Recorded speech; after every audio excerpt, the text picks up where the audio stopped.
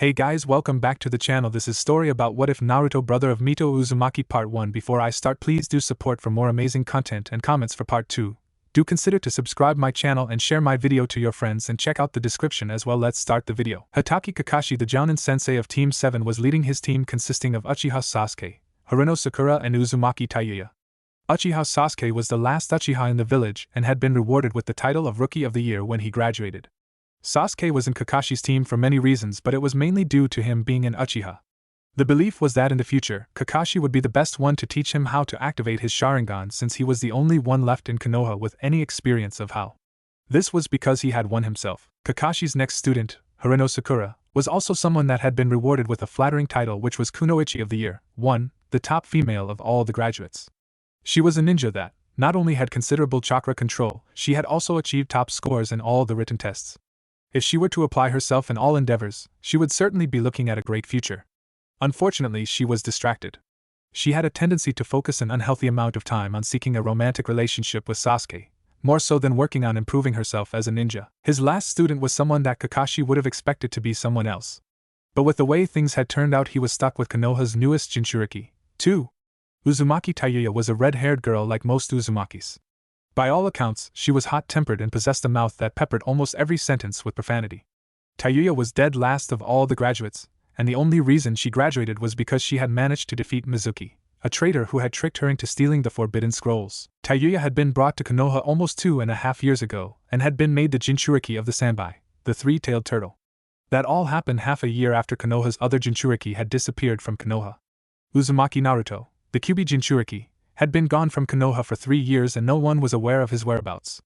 Most of them thought he was dead. Uzumaki Tayuya and Uzumaki Naruto were not from the same family, but they were from the same clan, and that is why they share the name. Tayuya was treated in the same way Naruto had been as soon as it was known that she was also a Jinchuriki. Team 7 was currently leaving Konoha to go on their first C-ranked mission, which was to guard Tazuna, the bridge builder from Wave Country. It was 3 years ago that Uzumaki Naruto had been kidnapped by 2 Chunin-level ninja that had been paid to get him out of the village by someone in the civilian council. The councilman did not care if they killed him or not. He just wanted him gone. One of the 2 ninjas hated Naruto's guts and had no problem with killing him. The other one, however, was hating himself for what he was doing, but he was in desperate need of money.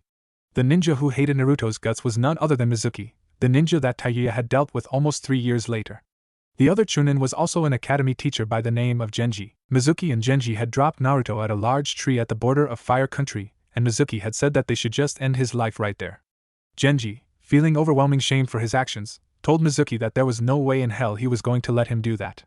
He instead suggested a different course of action. Genji left Naruto there with a backpack filled with a few water skins and some energy bars. The 2 Chunins left soon after that, and that was when Naruto was found by a very old man that would train Naruto for a year before he passed away of old age.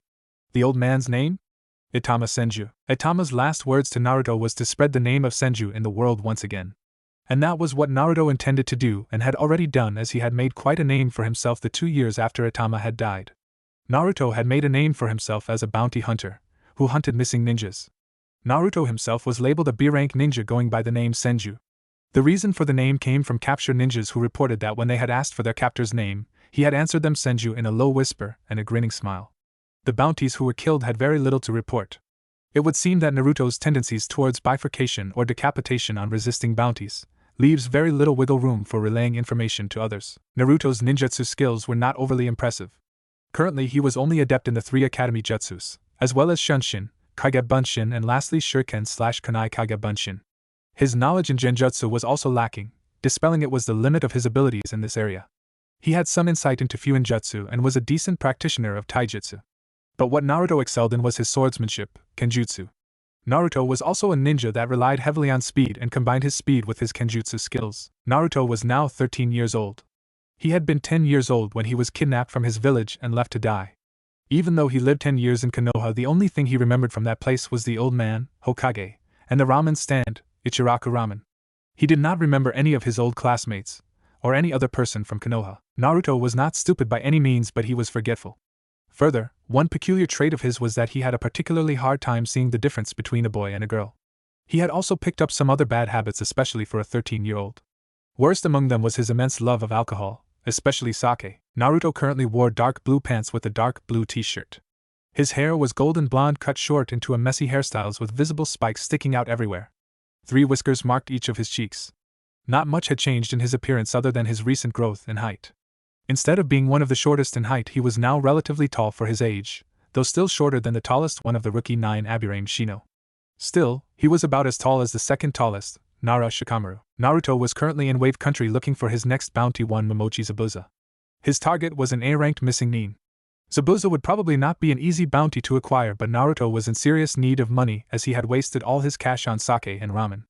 Admittedly, it was worth it. Just as Naruto thought of all the sake and ramen he could buy once he had cashed in his new target, he had found the target. The target was not alone, however, as it seemed he was currently battling a squad from Konoha. Naruto saw 3 younger individuals that he thought were boys roughly his age. They were guarding an older-looking man dressed in Konoha-styled ninja gear. What a bunch of freaks, those boys have no style, Naruto thought to himself. He did not appreciate the tight-fitting clothes the 2 long-haired skinny boys wore, nor the duck-ass hairstyle of the not-so-ridiculously clothed boy. He quickly shook off his distaste of the 3 retards and instead glared at who must be their Jounin-sensei as he noticed the Sharingan in his right eye. An Uchiha, Naruto thought angrily as he sat hidden in a tree watching over the battle. What Naruto did not know was that his anger was causing some of the Kyuubi's chakra to leak from the seal, something that any Jounin ninja would be able to sense. Down on the battlefield, Kakashi had just tried to calm his students by shouting, "Relax. I will not let any of my comrades die," when suddenly he noticed a sizable chakra source emanating from the surrounding forest. This malicious chakra felt familiar to him, however, as he had sensed it 13 years ago during the Kyuubi's attack. Zabuza had also sensed the peculiar chakra and asked, "More of your runts, Kakashi?" Before Kakashi could answer, both Zabuza and Kakashi had jumped back to dodge a sudden incoming attack. The attacker had used Shunshin to appear right behind Kakashi, and his sword would have pierced Kakashi's heart if he had not moved. "Who are you?" Zabuza asked, since it was obvious he was not on Kakashi's side after all. Naruto raised an eyebrow at Zabuza and said, "You're just a bounty, shut your mouth." Zabuza, exasperated, glared at him. "What did you say?" Naruto ignored Zabuza for the moment and focused on Kakashi, who was standing there with his jaw dropped as he saw Naruto. "Prepare to die, Uchiha," Naruto said as he once again used Shunshin to quickly appear next to Kakashi, and then drew his sword and attempted to slice Kakashi in half by performing the Kenjutsu technique, Shur Sun Sun, draw and res heath technique, Lion Song. Something was certainly cut in half, but it was not Kakashi. The copy ninja had used the replacement technique to replace himself with wooden logs. Kyuso. 3. Naruto swore and turned around to look at Kakashi, who was now standing in front of his students protectively. "You are one interesting brat," Zabuza asserted with a deep-sounding cackle. All of the Konoha ninjas could now see Naruto without a problem, and all of them recognized him somewhat, with the exception of Tayuya. Sasuke knew he had seen this guy somewhere, but he could not remember where. Sakura remembered him also, how could she not? This was the guy that was dead last in the academy, and had a huge crush on her. He had, to Sakura's great annoyance, done everything to let everyone know about it. "I told you to shut your mouth," Bounty Naruto snapped at Zabuza. "So you are after my bounty? Get lost, kid, you are out of your league here," Zabuza retorted. "Out of my league?" Naruto asked with obvious disdain. With a laugh he answered, "We will see about that later."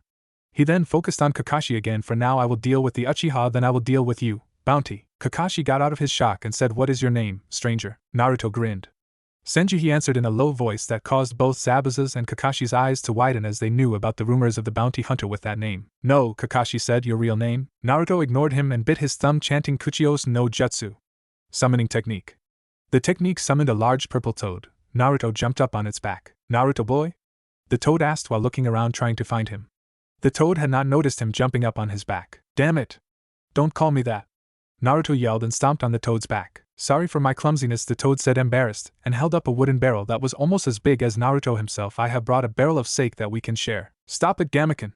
Naruto yelled with a red face. "You are embarrassing me in front of my bounty and the Uchiha." "Forgive me," Gamekin said as he noticed that there were others around. Zabuza was getting tired of being ignored and said, "Bounty Hunter Senju and Sharingan no Kakashi, I will deal with you both at a later time," and disappeared with a Shunshin. "Gamekin, you let my bounty get away!" Naruto cried anime tears and stomped on the toad's back again. Gamekin looked ashamed of himself. "Forgive me for my clumsiness." "Don't mind. Just help me kill that Uchiha over there," Naruto said and pointed at Kakashi. "That is Hatake Kakashi."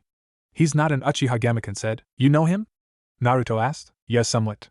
"I might be wrong though," Gamekin said and squinted his toad eyes. "No, that is him." "Explain," Naruto demanded with his eyebrow twitching. "I have fought alongside him before. He is a student of our former summoner, your old man," Gamekin said before he face-palmed. "I shouldn't have said that. Forgive me for my clumsiness." "He's a student of my useless old man?" Naruto asked. Gamekin whistled a bit and said, "I don't know what you're talking about. Anyway, I am leaving. Take this barrel, it is a gift from Boss Bunta." and disappeared in a puff of smoke. Team 7 during all that had their own conversation. Who is that? I recognize him somewhat, but I am not sure if it is who I think it is, Sakura said. The freak seems to have a problem with you, fuckface, Tayuya said to Sasuke. HN. He is no match for an Uchiha, Sasuke answered. Kakashi in the meantime was sweat dropping as he saw Naruto and the toad and their antics. One moment he is attacking me and the next he is arguing with a toad summon who only Jiraiya should be able to summon. As the toad disappeared, Kakashi figured it was safe to speak with Naruto. You are Uzumaki Naruto, correct? Tayuya's eyes widened as she heard that name. Was this another Uzumaki? The clan was supposed to be extinct. HM? Naruto looked at Kakashi. What is it to you? Could you answer the question? Kakashi asked with a sigh. Only if you answer my question first, Naruto answered. Okay, ask away. Naruto walked up to them and started pointing at Kakashi's team. Explain to me why your team is full of misfits. Hey! Sakura yelled. Fucker! Tayuya glared at him. HN, loser. Kakashi giggled since there was someone else that saw ways the same thing he did. Then he asked, what do you mean by that? See, these boys are all weird and unmanly and have long hair. Naruto started as he pointed at them, and that guy has a duck ass for a haircut. By now everyone in Team 7 was glaring at him and readying themselves to attack him with the exception of Kakashi, who was enjoying every second. Kakashi nodded. You are correct, however 2 of them are girls, not boys. Naruto's jaw dropped. Girls? You mean they are women? Yes. Naruto snorted and said ugly and walked away. I have seen women and they all have those big testicles hanging out of their chests. Your women seems to lack these. I will beat you to a pulp, you fucker. Tayuya yelled and charged Naruto. Kuchios no Jutsu.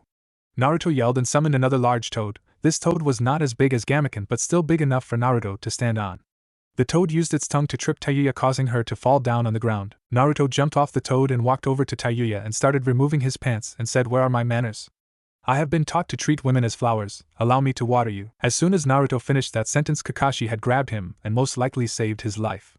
Hey, what's the deal, you fake Uchiha? You and me need to have a little talk, Kakashi said with a glare. What talk? The talk. So due to Kakashi having to explain some things to Naruto, such as the difference between a boy and a girl and how to properly treat a lady, Team 7's travel had been delayed for another hour. If it turns out you have lied to me, Hotken Kakanishi, I will kill you, Naruto said after he had finished listening to the nonsense Kakashi had told him. I assure everything I have told you is the truth, Kakashi said with an eye smile. Say, Naruto, would you like to join us for this mission? There is a big chance Zabuza would turn up once again. Naruto's eyes turned into $signs. The bounty. Of course I will join you. Great. Also my name is Kakashi, not Kakanishi, Kakashi said as they walked back to the others who seemed to be close to falling asleep. Whatever you say, Kakakin. Are you messing with me? Speak sense. The others' sweat dropped as they had overheard the last part of their conversation. Seeing as Naruto had still not left, Sakura decided to ask what is he still doing here. While she pointed at Naruto, he is going to help us out on this mission and after that he might go with us back to Konoha, Kakashi said with his famous eye smile. I ain't going to Konoha, fake Uchiha, Naruto said. If you do a good job on this mission and then accompany us back to Konoha, I will treat you to as much ramen as you want at Ichiraku Ramen, Kakashi whispered to Naruto. And when he heard that, he started drooling and said, fine, I will go with you to the ramen. Kakashi nodded good while thinking, seems like Naruto haven't changed that much after all. Anyway, I think introductions are in order. I am Hataki Kakashi, Jounin sensei of Team 7. He then pointed at Tazuna. This is Tazuna, our client. Please introduce yourself, my cute little Genins. Sasuke glared at Kakashi. I am Uchi. He was interrupted by Kakashi putting a hand in front of his mouth as he was saying his name is Hirano Sasuke. He then whispered to Sasuke in a way to try to calm him down since Sasuke did not like the name Kakashi had chosen for him. Just go with it for now. If he finds out you're an Uchiha, he will try to kill you. Sasuke snorted as if he could. Kakashi sighed and nudged Sakura, who smiled weakly. I am Haruno Sakura. Tayuya was the last one, and she yelled, I am Uzumaki Tayuya. Remember it, you fucker. Naruto jumped back and cleared his ear and hoped he had not gone deaf after that yell. He then whispered, Senju. Kakashi sighed. Your real name? Senju. Come on, Senju. His name is Uzumaki Naruto, a former Konoha citizen, and like I said earlier, he will accompany us for the rest of this mission, Kakashi said as he figured Naruto would not give in. Alright team, let us head out. Lead the way, Tazuna-san. Finally Tazuna said, and the group started walking towards Tazuna's home. As soon as they started walking, Kakashi gave Naruto a small red book titled Ika Ika Paradise, Volume 1, and told him to read it. 3 hours later, the group had finally arrived at Tazuna's home. While walking there for the last 3 hours, Team 7 had talked among themselves while staring at Kakashi and Naruto with disgust due to the sounds and expressions they were making. This was because of Kakashi's blushing and giggling caused by the book he was reading and the HM sounds coming from Naruto. Well, this is it, Tazuna said as he opened the door. Tsunami, Inari, I'm back. Tazuna shouted. Soon after that, a kid ran up to Tazuna and hugged him while a woman walked towards them smiling. The woman was in her 20s and had long dark blue hair. Tazuna introduced his family to Team 7 while Naruto just stood there staring at Tsunami for a while before he walked up to her and grabbed her hand. I see you are the definition of beauty, Naruto said, and kissed the top of her hand. Oh, Mike, Swami said and giggled, aren't you sweet? After Naruto had unknowingly flirted a bit with Tsunami, the group had been let into the house and were now eating in Tazuna's kitchen. Tsunami had prepared dinner that everyone could enjoy as soon as they arrived. After eating, Naruto had noticed the stares everyone were giving him, especially Taiya, that had been glaring at him ever since the whole watering ordeal. What do you want? Naruto asked as he was kind of tired of her glaring. Your name is Uzumaki, Naruto, right? Why the fuck have I been told there are no other Uzumaki when you are a former Konoha citizen? Taiya asked. Senju, Naruto whispered and then stood up and said, I need to take piss, and walked towards the bathroom. As soon as Naruto left the kitchen, they heard someone knocking on the door from outside. Kakashi went and opened the door and was greeted by a small toad that gave him a small piece of paper before disappearing in a puff of smoke. On the paper it said, the old geezer is catching up, but you are still a few days ahead of him. Kakashi gave the paper to Naruto as soon as he finished up in the bathroom, and when he saw it he told them, well, you should have noticed at least, Katashi, that you are a clone? Kakashi asked in a bored tone. Yeah, I will dispel soon, Naruto said as he walked towards the door and opened it. He turned around and said, I will come back in a week. If you guys are still around, I will contact you somehow. Kakashi sighed and asked, why in a week? Because there is someone who is tracking me and has been doing so for over a year. He looked depressed as he continued, he is someone the old toad told me to call Ero-sen. Naruto's clone was about to dispel, but before it did he said, I will never forgive him, and disappeared in a puff of smoke. A few minutes after Naruto was gone, Taiya said what everyone wanted to ask, what the fuck is going on? How does that fucker know Ero-sen? Ma.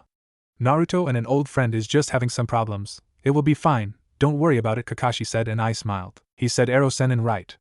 Taiya yelled, that is what I called that old pervert who brought me to Konoha 3 years ago. What, who? Sakura asked. Kakashi I smiled and said, yeah, that's him, probably. How does the freak know Ero-sen? Taiya asked with a yell. Well, Kakashi began saying as he had a pretty good idea to what was going on. They are just having some family problems. What? Taiya yelled. Hey, who is Ero-sen? Sakura asked. Ahaha. Do you know who Jiraiya of the Sannin is? Kakashi asked. Of course, he is the teammate of Tsunade-sama and Orochimaru the traitor, Sakura answered like a good bookworm. Kakashi I smiled once again and said, yeah, well, they are family? Kind of, with Naruto. Ero-sen, I will fucking kill you for what you did someday. Naruto thought as he ran at top speed, trying to get as far away from Wave Country as possible, using chakra to boost his speed. He remembered his first meeting with Jiraiya as he ran. Flashback. In a small village where travelers would often stop by to either enjoy the hot springs or the casinos was where Naruto had ended up and decided to rest. He was going to try out one of those hot springs when he saw an old man with long white hair sitting in a tree above one of the springs. The old man was giggling and blushing and writing down stuff in a small notebook. This had Naruto curious, so he climbed the tree and sat down next to the old man. The first thing Naruto saw was 2 grown-up men that was currently taking a bath in the hot springs. He quickly noticed that these men were odd. They both had 2 big testicles hanging out of their chests and pretty faces. Something like this was not normal, and he was curious to figure out what was wrong with them. The old man finally spoke to him. What do you want, brat? Get lost. Naruto ignored that and instead pointed at the 2 women and asked, what are those things? Huh? Jiraiya said, staring at the boy before looking back at the women. Those are the finest titties in the elemental nations. Jiraiya then laughed in the way of the pervert. If Tsuhime found out about this, she would kill me. Tsuhime. Titties? Naruto asked as he wrote it down, since he planned to go over all the details later and figure this out. It seemed like that perverted laugh of Jiraiya's had gotten the attention of the 2 women. Both of them had now jumped out of the springs and stood under the tree looking up at Naruto, only wearing white towels. Jiraiya, of course, had quickly disappeared as soon as he noticed any movement within the springs. The next thing to happen was Naruto getting beaten up for 5 minutes by the old man with the big testicles and long blonde hair. Tsunade-sama, I think that's enough, Shizen said, feeling bad for the kid. Tsunade growled, if I don't do this, he will never learn. Perverts never do. Man, stop it, please, Naruto pleaded. Tsunade gawked at him. Man, did you call me man? While Shizen held a hand in front of her mouth in amusement. Naruto stood up and nodded. Yeah, what about it?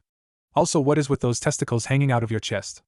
I have never seen those. After Naruto noticed this, he quickly had to dodge a superhuman punch by using his speed to quickly jump into the tree again. I am a woman, you retarded brat. Tsunade yelled as Naruto disappeared in a shenshin. I see, Naruto thought and wrote down what he just found out. Women are pretty and have testicles hanging out of their chests. They are also angry for no reason and does not appreciate being asked questions regarding their testicles. Naruto had managed to escape Tsuhime's wrath, but he did not get away without injuries. Her punches hurt like hell and he had bruises all over his body. He decided to get revenge on the one responsible for this, the old man that was in the tree earlier. He did that by stealing a scroll from him while he slept. The scroll turned out to be the Toad Summoning Contract scroll, which Naruto later signed. Ever since that night, Jiraiya has chased him all over the elemental nations. Jiraiya had successfully captured him quite a few times, but every time he did, Naruto had just disappeared the same night. Every time they met they would fight at first and end with either Naruto escaping or Jiraiya capturing him and Naruto escaping later the same night. And that is how Naruto became a Toad summoner. End flashback. A week had now passed since Naruto's clone had left Team 7. During the week Kakashi had trained his students in a way to prepare them for the upcoming fight with Zabuza. His students had learned the tree walking technique, a basic chakra control exercise. He had also trained his students one-on-one with a shadow clone. Meanwhile the other two students and himself would be guarding Tazuna while he worked on the bridge. Kakashi had taught Sasuke some fire jutsus and sparred with him. He enjoyed sparring with Sasuke especially during the week because of him being so upset after Kakashi had told Naruto that Sasuke's name was Haruno's Sasuke. It hurt his pride as an Uchiha a lot. Sakura had been taught a few basic genjutsus and they had also sparred even if it didn't last very long when they did. Kakashi knew that Sakura had a lot of potential if she just applied herself instead of focusing on boys and love. Tayuya and Kakashi had mostly sparred in a way to improve her taijutsu since that was her weakest point. Kakashi and Tayuya had also gone over a few tactics she would use in a fight. Kakashi was impressed by Tayuya's mind as some of them were really clever and could catch even Chunin-level ninja off guard. Well, he was not too surprised since she had defeated a Chunin already, Mizuki, but that was what happened during the past week. Right now Kakashi was busy fighting Zabuza on the big bridge Tazuna and his employees had built. Tayuya and Sasuke was stuck inside an ice dome created by Zabuza's apprentice, Haku. Meanwhile Naruto was rescuing Tsunami and Inari from two samurai-looking men that worked for Gato. They looked like maybe they could use a sword and give him a bit of a challenge, but Naruto was very disappointed after the battle since both of them had lost within seconds. Thanks, Inari said before looking at Naruto. Ah. He said and pointed at him. You are that weird guy from 1 week ago. Naruto nodded. Yes, I had to make sure my girlfriend was alright after all. Girlfriend? Inari asked. Yeah, Naruto said as he lifted the unconscious woman and carried her bridal style. Wait, does that mean that you are my new Otosan, Dad? Inari asked with wide eyes. Naruto nodded. That is so, and they made their way into the house. But you don't look much older than the Wani-chans and Oni-chan that is protecting my grandpa, Inari said. Naruto said in a serious voice. Age doesn't matter. I learned that this week. And thought back on his meeting with a few old friends from Konoha. Flashback 4 days ago. In a small village in Fire Country, Asuma and his students were going to deliver an item to a client. Asuma and his students that made up Team 10 were doing their first C-ranked mission. Why do we have to stay here for another day? Troublesome, Shikamaru whined. The client will arrive tomorrow. We will just rent some rooms for the night and stay here, Asuma said. Shikamaru, you dork! Ino yelled. Stop your yelling, troublesome woman. You are the reason why we had to do this troublesome mission in the first place, Shikamaru said and sighed and daydreamed of him laying somewhere looking up into the clouds. Stop fighting, you two, we should try to get along, Chuji said, but he immediately regretted it when Ino glared at him. Shut up, Chuji. That's the scene Naruto saw when he got closer to them as he walked towards them on the main road of the village. Those two. Could it be? Naruto thought as he stopped before them and said, Yo, Shikataru, Chaji. Shikamaru raised an eyebrow. Huh? Then he saw someone that he had not seen in 3 years and most thought to be dead. Naruto, is that you? Shikamaru asked in a bored tone. Naruto! Chuji shouted with tears in his eyes and hugged Naruto. Naruto, you're alive. Naruto's eyes twitched as he forced Chuji off of him. Stop that, Chaja. We are all men here. It's Shikamaru and Chuji. Troublesome blonde. Naruto nodded. That's right. Then he asked who is the beard and that. Naruto narrowed his eyes when he saw Ino. Come on, I can figure this out. He walked closer and inspected her. This must be a. What are you staring at, you freak? Ino yelled and punched him in the face. Naruto quickly shook it off and went back to Shikamaru. Who is the beard man and that girl? Oh, that's Asuma-sensei, Shikamaru said while lazily lifting his hand towards Asuma's direction, then doing the same at Ino's, and that's Ino. You two have met before, you know. Kasuma and Ino, was it? Naruto asked with a grin. I see. And walked up to Ino and stuck his face into hers once again. My name is Namikaze Naruto. Nice to meet ya. Namikaze? Ino asked as she tried to remember where she had heard that name before. Naruto nodded. Yeah, ever heard of Namikaze Minato? He's my dad. The yandame. Ino yelled. No way. It seems to be working, Naruto thought as he watched Ino go from being violent to. Well, he had no idea how to describe her now. During that Asuma had some interesting thoughts as he heard Naruto's name. Namikaze? No way, his name was Uzumaki. Naruto, right? Could he be? He narrowed his eyes at Naruto. Damn, that Minato, did he really get together with Kushinaheim? I had such a big crush on her when I was younger. Damn him. If this is really Minato and Kushina's kid, then I must hide Kurenaheim. Stay away from my Heim. Asuma yelled at Naruto, who backed away. That's creepy, Sensei, Ino said with fear. Oh, sorry, old man, Naruto said, grinning. He then took out his notebook and read something and said, it was not my intention to ruining your game. He then jumped up into a tree. I must train. Farewell, old friends, and ran off into the forest surrounding the village. He found a nice open area that was close to the village where he could train at. Naruto had been working on a new move for some months now. He drew his sword and swung it hard into the air. Sanjiroku Pound Ho. The move was a long-range slash attack that cut everything in its way. Naruto cut down part of the forest with his attack, but he was still not happy with the result. One more time. Sanjiroku pound ho. After 5 hours of practicing his new move, he would move on to sparring. Kuchios no Jutsu. Naruto summoned a large toad. This toad was one of the strongest toads of Mount Myoboku. The toad was green/teal and wore 2 large katanas on his back. What do you want now, fool? Gamahiro asked. Naruto chuckled. Well, I heard that in some places they eat frogs. I would like to try it myself and make some frog soup. Gamahiro drew his swords. Insolent fool. I am a toad. I won't go easy on you this time. Bring it on. Naruto yelled and charged the frog. They fought for over 3 hours, and nearby in the forest someone was watching them. Gamahiro disappeared in a puff of smoke after Naruto had collapsed on the ground, most likely unconscious. Ino, who had been the one that had watched the spar, ran over to where Naruto was laying and sat down next to him. She sweat dropped as she noticed that he was still grinning even when he was unconscious. He's cute and no doubt very strong, she thought with a blush. Ino then carried Naruto back to the village and brought him to her room that they had rented. She couldn't just leave him out there in the forest after all. As she put him on a mattress on the floor next to her, she thought, is this really that idiot that had a crush on forehead girl? Tsu. Naruto mumbled and then giggled. Huh. Ino thought and leaned down to listen. Suhaim's tits. He giggled again before he turned around and started snoring. A red-faced Ino went to her bed and thought he is still an idiot, before she fell asleep as well. When Naruto woke up the next morning, the first thing he saw was Ino sleeping next to him on the mattress and hugging him. How did this happen? I don't remember going to sleep here. A light bulb lit above Naruto's head. I see this one of those blackout one-night stands. He slowly got out of Ino's grip and got out of the room and ran out of the village thinking, I have 2 girlfriends now. He also regretted leaving Ino like that, but he had a good reason. I will come back someday, Ino. But I can't face your boyfriend Asuma with my current skill. End flashback. When Naruto arrived at the bridge, there was not much for him to help with. Kakashi had already killed of Haku with his Chidori, and Zabuza had changed targets from Tazuna to Gato. That was something Naruto could not accept. So when Zabuza charged Gato and his underlings, Naruto got to Gato first and cut his body in half. Senju, Naruto said with a grin, while Gato's underlings looked at him as if he was a demon before running away in panic. Bounty Hunter Senju, that was my kill, Zabuza said angrily. Naruto shook his head. My woman and her child has been abused by this dwarf, therefore this is rightfully my kill. Your woman? Zabuza asked. You're just a brat, Zabuza managed to say before he fell down on the ground, as he could no longer stand due to amount of blood he had lost after Gato's underlings had pierced him with various weapons that are still stuck to his body. Naruto walked over to him and Zabuza whispered, do me a favor, will you? Alright, Naruto, without questioning what, and swung his word towards Zabuza, who whispered thanks before the sword connected and Zabuza died. A moment after that, Inari and a lot of the village people arrived with gardening tools or whatever tool they could use as a weapon to help out in the battle. What they saw was Gato being dead, and that was enough for them to start celebrating. The only 3 people that had seen Gato and Zabuza die was Tazuna, Kakashi and Tayuya, due to Sakura running over to where Sasuke was laying unconscious. Why the fuck did you do that? Tayuya asked as she glared at Naruto. Do what? Naruto asked. Kill them? Like they were fucking bugs. Tayuya yelled. Gato had to die. Zabuza asked me to kill him, Naruto answered in a calm tone. Why are you so upset about this anyway? You are a ninja, right? Fuck you.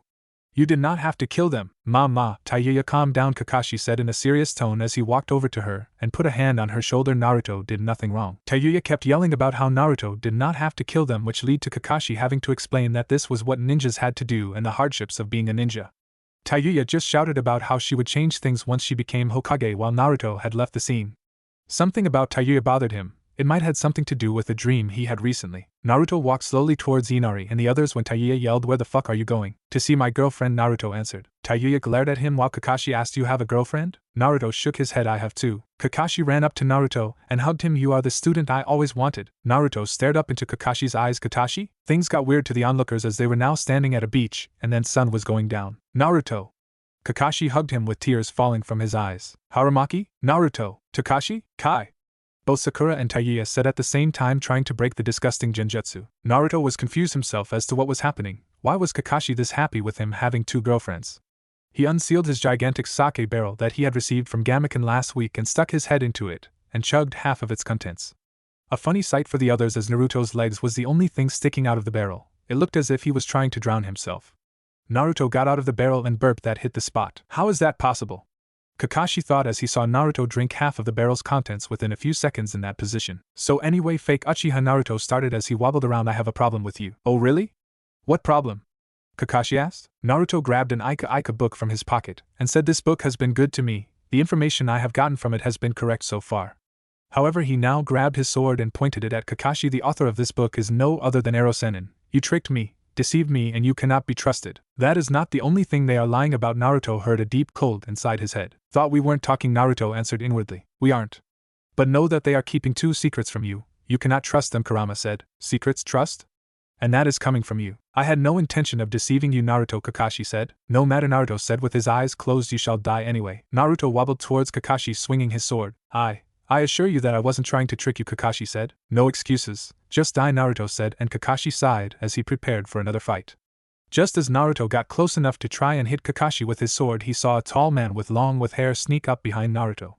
Naruto's eyes widened for a second before he fell down on the ground unconscious as Jiraiya had hit him in the back of the head. Jiraiya-sama?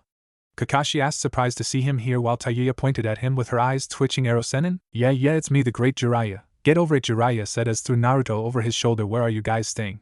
This little bastard needs to rest, Jiraiya said, talking about Naruto. 10 hours later, Tsuna's house. Naruto woke up and the first thing he felt was pain.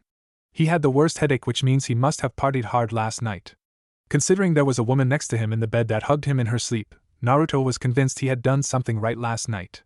Tsunami had allowed Naruto to stay in her bed to look after him. She had not planned of falling asleep herself on the bed next to him. The hugging she did unconsciously in her sleep. When Naruto was about to sit up in the bed, Tsunami woke up and mumbled, Naruto-kun? And when she opened her eyes, the first thing she saw was some fat, ugly creature sitting at the door staring at them. Eep! Tsunami screeched and hid under the cover. Naruto noticed the creature as well. It was a small toad, but it was very fat and ugly with lots of scars and long black hair. Frog?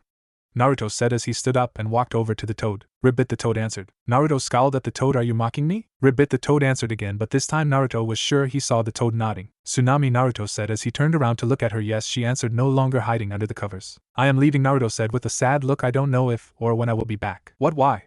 Tsunami whined. The others are staying until the bridge is built. Why aren't you? I am not one of them, Naruto said. I work solo and also right now I must get away from someone. Who? Him, Naruto said and pointed at the ugly fat toad. That thing? Tsunami asked. What? Naruto looked at the toad and sweat dropped. Well, that frog is not what it appears to be. Tsunami sighed. I understand. But can you do one thing before you leave? Yes, sure. Anything, Naruto answered with a big grin. What? Tsunami asked Naruto, and what happened afterward? Had the toad disappear in a puff of smoke and Jiraiya appeared when the smoke cleared. Tsunami told Naruto, who was blushing, to make sure to visit her soon and to take her out on that date he had promised her. Naruto nodded and said his goodbyes before he jumped out the window and ran for it. Arrow Sennin, you will pay for this, Naruto thought. Jiraiya had ruined what could have been a wonderful 1 or 2 weeks with Tsunami. He could have stayed and tried to endure Jiraiya being there, but the risk was too high.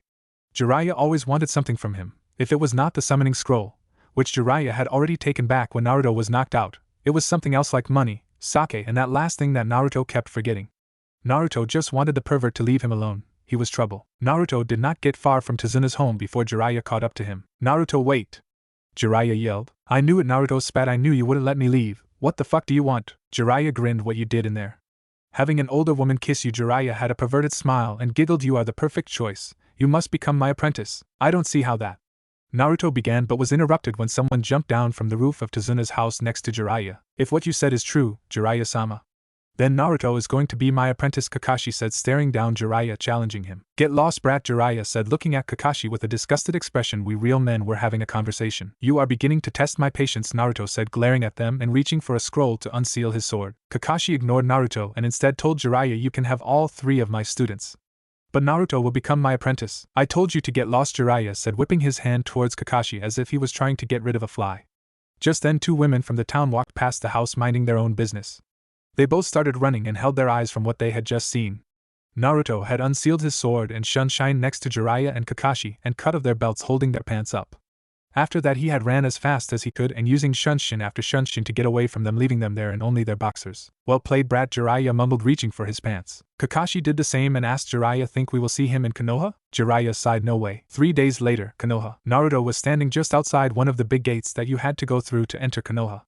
He had figured that he did not need Kakashi to treat him to ramen. He could just buy it himself, and then be on his way again. He walked through the gate, then up to the gatekeepers who seemed to be asleep. Naruto cleared his throat, which managed to wake up one of them. Kamizuki Izumo, who had just woken up, stared at Naruto and thought blue, blonde hair. He then hit his fellow gatekeeper Hagen Kotetsu on the head to wake him up. What the fuck, man? Kotetsu said, yelling, and Izumo, who just held up his finger to silence him, and then gave him a paper. The paper was a report that had gotten a few weeks back. Izumo's eyes widened as he stared at Naruto. Your name and reason for visiting? Kotetsu asked in a bored tone. Senju Naruto whispered, and this had Kotetsu and Izumo looking at each other. Izumo nodded and disappeared in a shunshin as Naruto continued. I am here to buy some ramen. Very well, go on, Kotetsu said in the same bored tone. Naruto raised an eyebrow and walked into Konoha. Fucking freaks, all of them, he thought, making his way towards Ichiraku Ramen. Naruto did not remember much about Konoha, but for some reason he knew exactly where to go. The closer he got, the more drool was leaving his mouth. Ramen sake, ramen sake, ramen sake. Naruto wore a dumb grin as he sat down at the ramen stand and yelled 10 bowls of miso ramen. I am who is working alone today was the one that answered. Geez, how many are you guys? She asked that with her back towards Naruto as she was doing some dishes. Just me, Naruto said as if it was normal. Why would there be others? They ain't getting my ramen. I am turned around to take a look at her crazy customer, and when she did, she dropped the bowl she was holding. Tears threatened to fall from her eyes as she stammered, and Naruto? Naruto sighed. His name was Senju after all. Yeah, it's been a while. I am Nichin, he smiled at the end. I am had quickly removed the small distance between them, and Naruto was sure she was trying to suffocate him as she hugged him into her chest. Naruto, it's really you. Naruto tried to say something but only mumbles came out as she was still suffocating him. Having no other choice, Naruto quickly used the replacement technique to replace himself with a person that was hiding up on the roof on a nearby building. The person wore umbu clothes and had a mask that resembled a cat somewhat. Now Owain was instead hugging an umbu woman with purple hair into her chest while crying, Naruto, I thought you were dead. Naruto, who had sat down next to them, answered, I assure you I am not dead. Then he asked, can I please have my ramen now? I am let go of the umbu and finally realized that it was not Naruto she had been hugging, so she jumped back squealing, Kaya. Pointing a finger the female umbu, what, why, when? Naruto, what did you do? Naruto grinned, I did nothing, ramen please. The umbu took of her mask and said, well, you might as well make me a bowl as well. Okay, coming right up, I am, said, happy that the umbu was not angry with her. Altuf, usually you have dinner before you get intimate, Yugao said with a sweet smile, teasing I am, who got a twitch above her eye, not liking it at all. She vowed she would get Naruto back for this. When Naruto was done eating his 10 bowls, he was about to order 10 more when Yugao stopped him. You need to come with me. Hokage-sama wants to see you, Yugao said to him, and behind her stood 3 more umbus. The what now? Naruto asked, raising his eyebrow in confusion. Yugao and her 3 umbu teammates lead Naruto to the Hokage Tower. Once they saw the building, Naruto asked, isn't this where the old man works? Yugao nodded, it is, but you should not be disrespectful like that. Call him Hokage-sama. Are you saying the old man is the Hokage? Naruto asked and began laughing. That's the funniest thing I have heard all day. They had walked up the stairs inside the building by now and had reached the door to the Hokage's office. You may enter, Yugao said as Naruto threw the door open. Just as Naruto expected, there sat the old guy smoking his pipe and reading Ika Ika Volume 9. Yo. Old man. How's it hanging? Naruto greeted his old grandfather figure who was sitting at his desk smoking his pipe. Hiruzen smiled at Naruto and stood up. Naruto, my boy. I hear you have been causing trouble. Naruto started sweating and backed away as Hiruzen was approaching him. Trouble? He stammered, I swear whatever you have heard, it is all lies. Oh? Hiruzen had a disappointed look on his face. Then I was proud of you for no reason. That's right, nothing you have heard is true, so don't even try to make me do your fucking chores, old man. Hiruzen smiled and returned to his desk and then turned to take a look at Naruto again before he slammed his hand on his desk, repeatedly laughing his ass off. Ha ha. You are still such an idiot. Naruto pouted. I am not. Oh well, Hiruzen said as he dried his eyes from laughing too hard. Come sit and tell me your story. For the next 2 hours Naruto told Hiruzen everything that he could remember since that day he was kidnapped 3 years ago, being taken care of and trained by Itama Senju and his various exploits as a bounty hunter. He also told him about his meetings with Ero-Sennin, who Hiruzen figured must be Jiraiya. The story ended with his meeting of Team 7 recently. Hiruzen held a hand to his chin and thought, So you call yourself Senju and you have become a bounty hunter who specializes in kenjutsu, and you have killed countless of missing nin and fought Jiraiya of the Sannin many times, and on top of that you are an alcoholic who hates the Uchiha clan? Hiruzen summarized what Naruto had told him. Naruto nodded. Yes, old man, that is correct. You're 13, Hiruzen pointed out. I am, Naruto answered. Hiruzen stood up and walked slowly towards Naruto. Is he going to reward me for being such a badass? Naruto thought with a smile. The smile quickly changed into an expression of pain as Hiruzen slammed his fist down on Naruto's head. You have become an idiot. Well, more of an idiot, Hiruzen scolded. That has to change. As of now you will be a ninja of Konoha working for me. Who are you calling idiot, you old monkey? Naruto yelled back at him, which earned him another hit to the head, and now Naruto had 2 big lumps sticking out of his hair. Naruto held his head in pain. Damn, that hurt. What are your fists made of, stone? Let me tell you something first. You should give up on your stupid plan to kill the Uchiha clan. Why? They are our natural enemies, Naruto asked, narrowing his eyes. Because they have pretty much been wiped out already. There are only a few of them left, Hiruzen explained. Wiped out? When? Uchiha Itachi, the older brother of Sasuke, who you have met recently, went rogue after killing his whole clan with the exception of Sasuke, their younger sister Midori, and their mother Mikoto.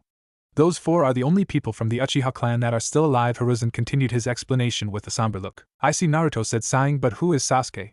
I haven't met any Uchiha Sasuke. I did meet Haruno Sasuke though. Did you mix them up, old man? Sasuke. Naruto had combined Sasuke's, Sakura's, and Taiya's name. Well, even if you have met him or not, I want you to stop going after any Uchiha clan member that is a part of Konoha at the very least. Naruto pouted. Can I kill one of them? Please? No. Fine, Naruto whined. I will promise to try not to kill them at the very least. But if they give me a reason to kill them, I will do so. Very well, Hiruzen agreed. Now, will you become a ninja of Konoha? Hiruzen asked. Will you pay me? Hiruzen nodded and scratched his bear. You will get paid for the missions you do. And sake? Naruto asked. What about it? How much sake will I get as a bonus for each mission? None. Hiruzen yelled and slammed his fist on Naruto's head once again. Itai. An hour later, just outside of Konoha. Damn that old monkey, Naruto thought while nursing his head. He didn't have to hit so hard. After hitting Naruto a few more times and putting a Konoha mark with a stamp on his forehead, Hiruzen had sent Naruto on his first mission. He was to find a certain genin team and bring them safely back to Konoha. The genin team had been sent on their first C-ranked mission. The mission was to act as bodyguards for a businessman on his way to a village at the Fire Country's border. This village, however, was not a normal village. It was a village where many ninjas and bounty hunters gathered when they took a break during their missions. Sometimes, but very rarely, even missing nins gather there, and that is the reason why Naruto is sent to back up the genin team. The genin team was teammate lead by Yuhi Kurenai, a rookie jounin. Her three genins are Inuzuka Kiba, Aburame Shino, and Hyuga Hinata. 3 hours quickly passed as Naruto ran towards the village at high speed. Team 8 had completed their mission and had headed out from the village an hour ago. An half hour after they had left the village, they had been attacked by ninjas from Rain Village. There was 4 Rain ninjas in total, 3 of them Chunin, and 1 of them a Jounin. The Jounin was no stranger to Kurenai since he was a former Konoha ninja, Rokusho Aoi. Kiba and Hinata had both lost to their Chunin opponents quickly, while Shino held up longer but in the end lost as well. Kurenai was holding up until she was distracted by seeing all of her genins losing their battles. One of the Chunins kicked Kiba in the head, while laughing so weak. The one that had beaten Shino did the same, while the one that had beaten Hinata was leering at her. Let's bring this girl and that woman and have some fun tonight, Captain Aoi. You bastards! Kurenai yelled with blood falling out of her mouth. She was pinned to the ground by Aoi, who had took advantage of her being distracted and managed to surprise Kurenai. This was the scene that Naruto walked into. Arara, a fight? Naruto said in a boring tone, gaining the attention of everyone there. Get lost, brat. The Chunin that was standing next to Kiba said, while the one next to Shino pointed to Naruto's forehead. He has the Konoha mark. He is with them. He doesn't have a forehead protector. He's probably just some brat playing ninja. Ignore him, the one that was leering at Hinata said. Naruto looked around, ignoring the brat comments for now, and then he noticed something. He walked up to the Chunin next to Kiba and unsealed his sword from a scroll which he had stored in his small shirt pocket. He brought the back of the sword to Kiba's head and poked him and said, Aren't you that? You know. Kiba? That doesn't look like a toy sword. What should we do with him, Captain? The Chunin next to Kiba asked Aoi, who answered quickly, Just kill him as well and do it quick, we don't have all day. Kiba had taken a lot of damage and was currently very dizzy. The only thing he could make out was blonde hair and a stupid smile and something poking him. Cut it out. He whined. Naruto grinned and turned his attention back to the Rain Ninja. Are any of you guys teammate? The Rain Ninjas didn't answer. Instead, they had armed themselves with kunais and surrounded Naruto, who hadn't moved or even noticed that they had surrounded him. We are teammate. Kiba managed to say between coughs. I see, Naruto said, putting a hand to his chin. I have figured out the situation. Die. The 3 Chunins yelled at the same time, throwing their kunais at him. Naruto quickly deflected the kunais with his sword and then moved at such a high speed that no one there could follow him. He had ran past each one of the Chunins once, and no one saw it, but he had drawn his sword 3 times. Hanayuta Sancho, Naruto said, slowly walking past the Chunins who had not moved from their spot. A moment later, all 3 of them started bleeding from a big cut on their stomach, blood coming out from their mouths, then falling down on the ground. Yahazagiri. 3-verse humming. Arrow notch slash. Ah crap, Naruto said, stomping his foot on the ground. I forgot to introduce myself. My name is Senju. Nani? Aoi said with wide eyes. So that is it? You have come for my bounty then, huh? Bounty hunter Senju. Huh? Naruto said in a bored tone. Who are you? Kurenai had finally regained her composure, yelled, You can't defeat this man. I will hold him up to give you time to get my genins out of here. Naruto narrowed his eyes at her. Are you the old man? Huh? No? Was Kurenai's answer. Then no. I don't take orders from anyone but the old man. So I refuse, Naruto said and did a hand sign. Kage Bunshin no Jutsu. Creating 10 solid shadow clones. This brat. Aoi thought, staring down at the clones. You know that technique? Impressive. But that won't be enough against me. Aoi armed himself with the Raijin no Ken, sword of the Thunder God, and charged Naruto's clones. Bunshin Daibakuha, Naruto whispered from behind a tree where had hidden himself, and soon after his clones exploded. Naruto managed to see Aoi using the replacement technique to get himself to safety before smoke covered the area. Damn it, Naruto said, and walked out from where he was hiding and stared up at Aoi, who was standing on a large tree branch. I am a jounin for a reason, you know, Aoi said before jumping down on the ground, but for now I have had enough of you. Let's settle this, shall we? Crap. I really wanted to end this with ninjutsu, Naruto whined while drying his fake tears. Oh well. Naruto focused as he saw Aoi running at him at a high speed with that lightning sword. Naruto charged at Aoi at an even higher speed. Atori ai. Sure son. Naruto's quick draw sword technique was a lot faster than Aoi was prepared for. The result was Naruto's sword cutting Aoi from his shoulder down to his waist, nearly cutting him into two halves. I'm done, Naruto said as Aoi fell down on the ground, obviously dead with blood everywhere. He reseated his sword and walked towards Kurenai, who had seen everything. Now then. Naruto began. Are you teammate? Hi, Kurenai answered, taken a bit by surprise. I am the Jounin sensei of teammate, Yuhi Kurenai. I see, Naruto said before creating 3 shadow clones. His clones picked up Kiba, Hinata and Shino and threw them over their shoulders while Naruto did the same with Kurenai. Then I will take you guys back to Konoha. It is my mission after all. Just as Naruto was about to leave with teammate who he and his clones was currently carrying, Kurenai reminded him of something. You should take that sword with you. And Aoi as well, he is a Konoha missing nin. Naruto snapped his head to look at Kurenai, but all he saw was her back since he had thrown her over his shoulder earlier, and her head hung down behind him. Oh, that's right, can't leave a bounty here like that. Why the sword? That is the Raijin no Ken, and that is one of the swords our second Hokage Senju Tobirama used before he died, Kurenai explained. Naruto whistled. Tobirama, huh? Before he created another clone to seal both the sword and Aoi's remains. After that, Naruto and his clones started running towards Konoha at a fast pace, but not as fast as when he was alone and not carrying someone, which meant that it would take longer to travel the same distance back to Konoha. After 3 hours of running and jumping from tree to tree in the forest, Naruto decided to take a rest since they had only gotten halfway in that amount of time. Kurenai noticed that Naruto slowed down and asked, "Why are you stopping?" "I need a rest," Naruto said, and put her and the others down before he walked away and sat down facing the 4 of them. Kiba and the others had still not woken up, but Kurenai had noticed something strange. The wounds on all of her genins had healed somewhat, and there were no scratches or anything to show from the battle earlier other than the blood on their clothes. Taking a look at their savior, she saw something that irritated her very much. Sitting there across from them was that brat drinking sake and reading a volume of Ika Paradise. That bounty sure will come in handy now that I am almost out of sake, Naruto said, then laughed before he focused on the book again. Would you mind doing that some other time, like when you are alone and not out in public with others? Kurenai asked in an irritated tone. Naruto had confused expression. Doing what? Kurenai forgot about her anger with him drinking and reading perverted novels in front of her due to something she had forgotten to do earlier. Thanks for saving us.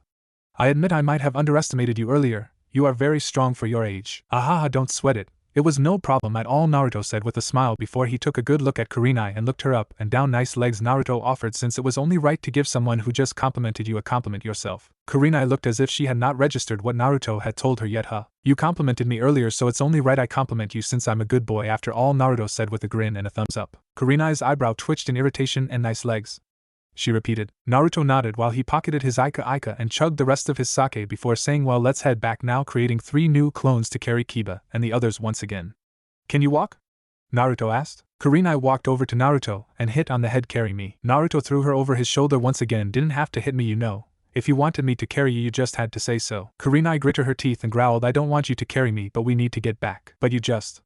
Naruto said with a sweat drop as Kurenai hit him again, yelling, carry me normally. Naruto tried many different ways of carrying Kurenai until they both agreed on bridal style. You happy now, woman? Naruto said, irritated. Do you want me to hit you again? Kurenai said, looking up at him. Ga, I hate you, Naruto said in a whiny voice, and then he and his clones ran towards Konoha. Run faster, Kurenai ordered, smiling at Naruto's expression. Shut up, Tobeo. Naruto's screams could be heard even a mile away and probably woke up the rest of Team 8. 1 hour later, back in Konoha, Naruto had ran even faster than when he was trying to find Team 8 since Kurenai had ordered him and wouldn't stop no matter how much Naruto whined about it. Once inside Konoha, he had gotten the attention of pretty much everyone they had passed on their way towards the Hokage Tower. One of those people were Asuma, who was eating at a barbecue joint with the other members of Team 10. Nuh! Asuma yelled with tears falling from his eyes. You won't get my Heim that easily, you Namake's brat. And followed after them. What the fuck did I do?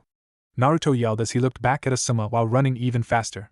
Kurenai got his attention by putting her hand on his chest. That's Asuma, he has been in love with me for as long as I remember. I guess he is the jealous type. She grinned at him. Jealous of what? Naruto said with a sweat drop. He can carry you and here you're bitching all he wants for all I care. What did I tell you earlier? Kurenai glared at him with murder in her eyes. Naruto sighed. Whatever you want, Kurenai-chan. And he started running fast enough while using Shunshin to lose Asuma. Once he and his clones reached the Hokage office, he dropped the genins on the floor while Kurenai slowly got off Naruto. Naruto's clones quickly dispelled and Naruto stood there sweating and trying to catch his breath. The genins of Team 8 had woken up from being dropped on the ground and was now looking around a bit confused since they did not know how they got here. I have. Naruto said between breaths. Completed the mission, old monkey. Teammate had expected some sort of yell of disrespect from the Hokage, but instead he just smiled and nodded. Good job, shitty brat. NGHH. Naruto exclaimed as he had finally had enough with being making a fool of. Kurenai's bitching earlier, and the treatment from this old monkey was unacceptable. He unsealed his scroll while his eyes twitched and big veins appeared on his forehead.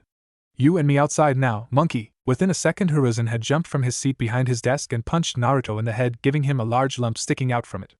Naruto was laying on the floor holding his head, screaming in pain. Fuck, I hate this place. Ma, Hiruzen said and took something out of his pocket and dropped it on Naruto's head. It was a bottle of sake. Here is your payment. Naruto looked at it, suddenly forgetting about the pain in his head. As sake? Naruto said with drool coming from his mouth. Thanks, Ji-chan. Naruto yelled and hugged him. Alright, Hiruzen said, trying to get Naruto off of him. You can leave now. Go get yourself some ramen or something. I need to speak with teammate. Naruto nodded and picked up his sake bottle and jumped head first out the window that was still closed, breaking the glass. Take the door next time. Hiruzen yelled after him. A week had passed since Naruto returned with teammate. Not much had happened during this week. Naruto had taken a training ground that no one seemed to use for himself. He had trained for most of the week in ninjutsu since he was still lacking in that area, but had many scrolls on various ninjutsu techniques that he could learn. He had also sparred against Gamahiro a few times during the week to improve his kenjutsu and add another loss to their record. He had also summoned Gamaken daily so he could bring a big barrel of sake which they would share and then make fun and talk shit about Gamahiro, Gamabunta and Jiraiya. A few days ago, a group of Chunins had come to the training grounds demanding that Naruto leave because it was their time to use it. Naruto had knocked them out and tied them with ropes around a tree which they are still tied to today. Just now someone had appeared on the training grounds after using a shunshin to get there. Most likely someone that would end up the same way as the Chunins tied to the tree. Hatake Kakashi had arrived from Wave yesterday, and earlier this morning Hiruzen had ordered him to bring Naruto to his office. Yo Naruto, Kakashi greeted him with a wave. Naruto, who was sitting inside one of his sake barrels, stared at him with a bored expression. What do you want? Hiding the fact that he was unsheathing his sword. Naruto was not a big fan of Hatake Kakashi, and if he was going to demand to have the training ground as well, he would have to fight for it. Oh, don't be so cold, Kakashi said and picked up his Aika book and read it. Hokage-sama wants you to go to his office. After jumping out from the barrel that he got stuck to earlier trying to drink the sake that was at the very bottom, Naruto used a shunshin to get near the Hokage tower without saying any more words to Kakashi. Naruto then jumped into the Hokage office through the window that was now open, and he saw Hiruzen sitting behind his desk reading his own Aika. Hiruzen coughed and put the book away. You're late, Hiruzen complained. I got here as soon as Kakashi told me. I told Kakashi to get you 5 hours ago. I don't see how that is my fault, Naruto said, sitting down in a chair in front of Hiruzen's desk. Guess that is to be expected when you ask Kakashi to do something, Hiruzen mumbled before he told Naruto. You forgot to tell me about something after your mission last time. Naruto nodded, knowing what he meant, and took a scroll from his shirt's pocket and unsealed it on the desk. Out came a corpse from one missing ninja Naruto had hunted before he came to Konoha.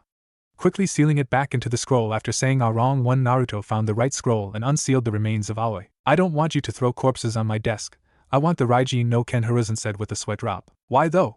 Naruto asked, raising an eyebrow. I found it, not you, so it is mine now. Hiruzen sighed. So you have it then? Naruto nodded as Hiruzen continued. Good, that is all I wanted to know, don't lose it. Yeah, Naruto said before his expression went sour. You know, someone had trifled with the contents of that sake bottle you gave me. Oh, how so? Hiruzen said, smiling. There was no sake in it, just milk. Tasted like shit, Naruto said. Hiruzen nodded. That's right, you are brat and brats should drink milk. So it was you, Naruto said with a glare. I should beat you up. Oh, that sounds fun, Hiruzen said boringly, but before that I need you to shut up for a minute and listen. I'm listening, monkey. Why you? I don't have all day. With another sigh, Hiruzen began talking about how he wanted Naruto to become a Konoha genin. He told Naruto that he was disappointed in his generation since none of them were even close to the prodigies of earlier generations such as Minato, Kakashi and Itachi. Apparently there was a Chunin exams coming up in 4 months that would be held in Konoha, and he wanted Naruto to take a part of that with the team. He explained that Konoha has been known for a long time as the strongest of the 5 big ninja villages, and he would like it to stay that way. But there is one problem. I have one suitable member for your new genin team, but I can't find the last one, Hiruzen explained. Naruto scratched his chin and thought I could summon Gamakichi and have him act as a third member. I assume that is one of your toad friends? Hiruzen asked. Naruto nodded and Hiruzen sighed once again. No, it must be a human. Well, what the fuck, old man? Naruto said, I don't know any people in this village. Finding a third member is your job. I know, Hiruzen said, but you agreed to it then? Yeah, Naruto said boringly. Can I go now? Yes, Hiruzen said before he remembered something that he had thought on earlier. By the way, why are you living out on that training field instead of at your apartment? Apartment? I have an apartment? Naruto asked. Of course you have.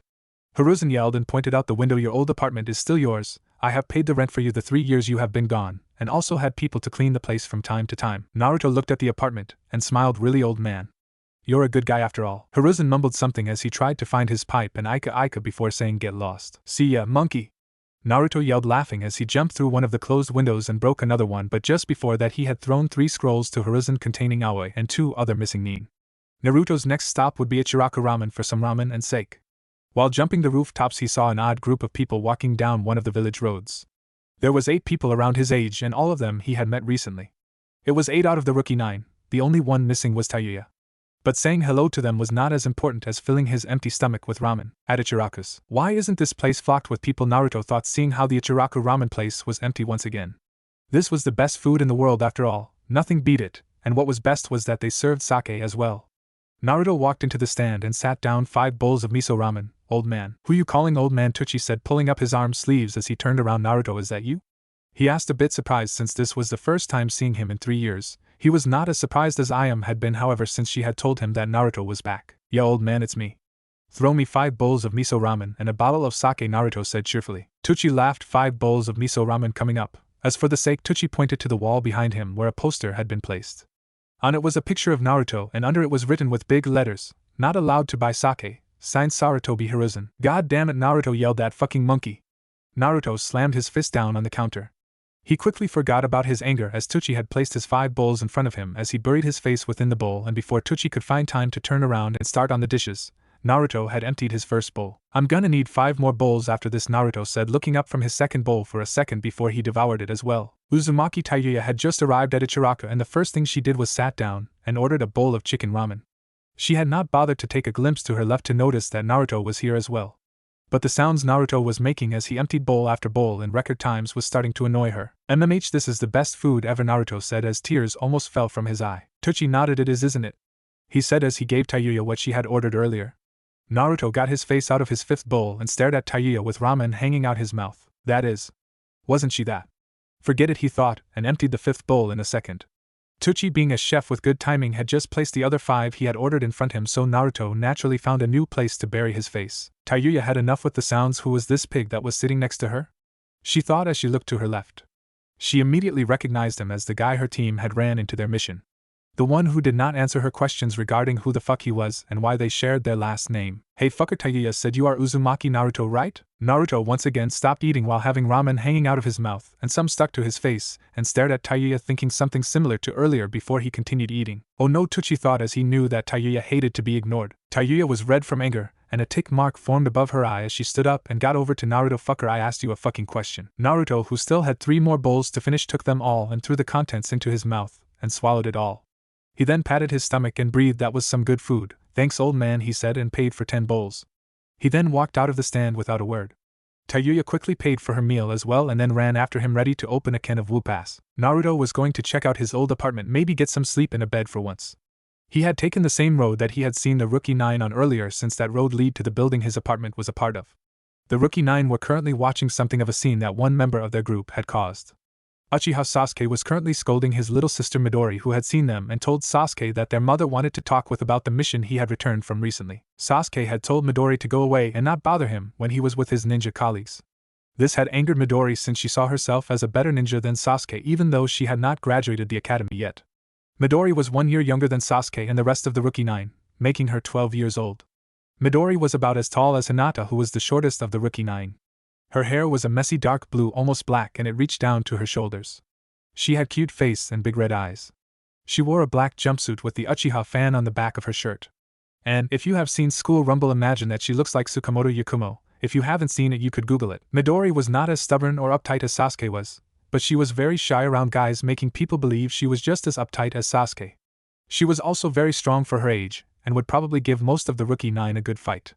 Midori had a rivalry with Sasuke, and that was why they were fighting in the middle of the road, even though she was usually so shy. So I am not allowed to speak to you while you're with your friends just because I am not an official ninja yet? Midori growled at him. Sasuke answered with a smirk that Sakura thought made him look so cool. Sakura had another thing on her mind, something Ino had told her earlier. Ino had told her that she could have Sasuke because she had found someone better and much cooler. Sakura was just about to question who that was when Naruto with Tayuya on his tails walked into the scene. Everyone stopped what they were doing and stared at him as he walked with his nose deep down into a volume of Ika.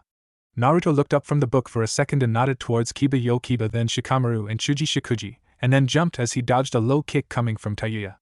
He walked past them like that without another word while Tayuya had stopped due to someone glaring at her. It's Shikamaru and Shuji.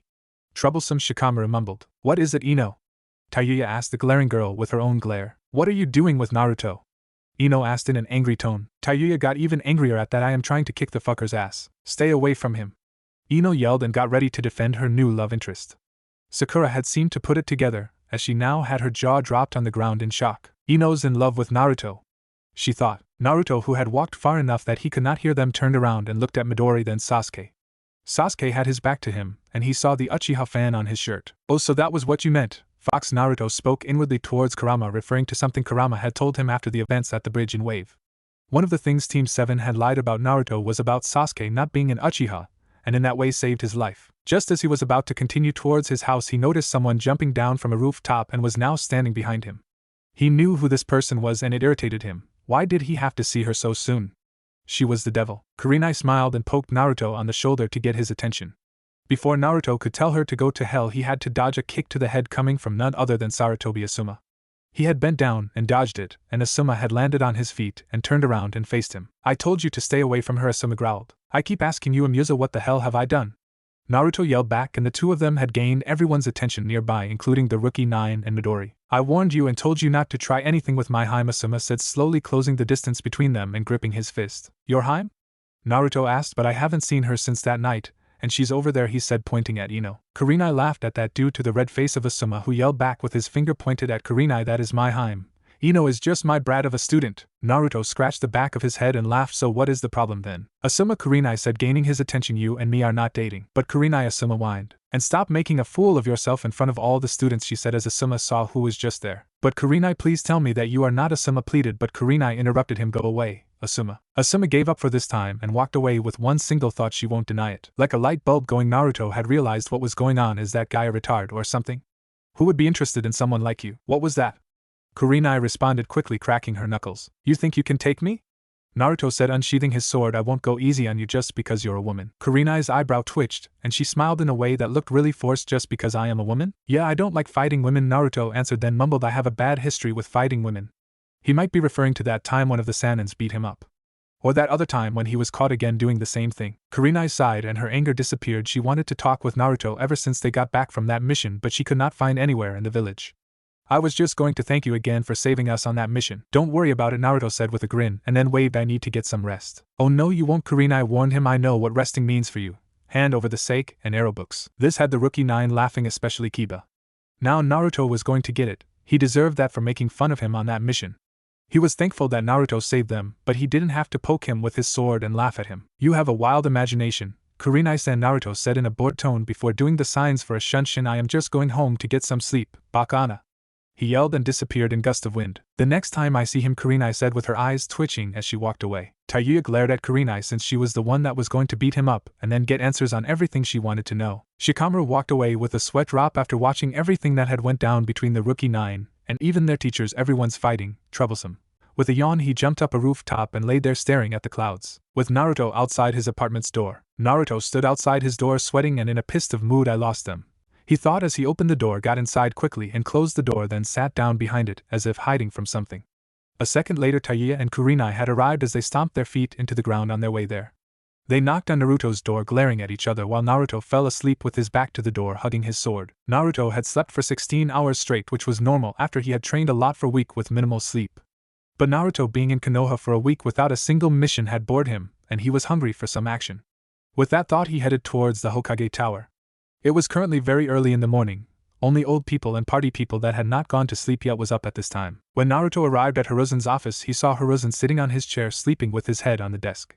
To his right in the corner of the room was Kakashi sleeping in a way that looked as if he had been knocked out. In the other corner and to his left was Jiraiya sleeping in the same way. What the fuck did they do yesterday, Naruto thought, taking in the sight.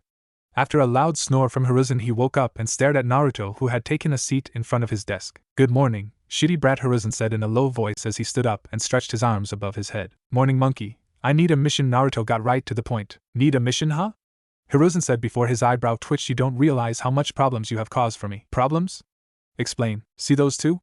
Hiruzen said, referring to Jiraiya and Kakashi. They came here yesterday together with one other Jounin sensei demanding changes to the team rosters. Naruto nodded. Yes, I understand.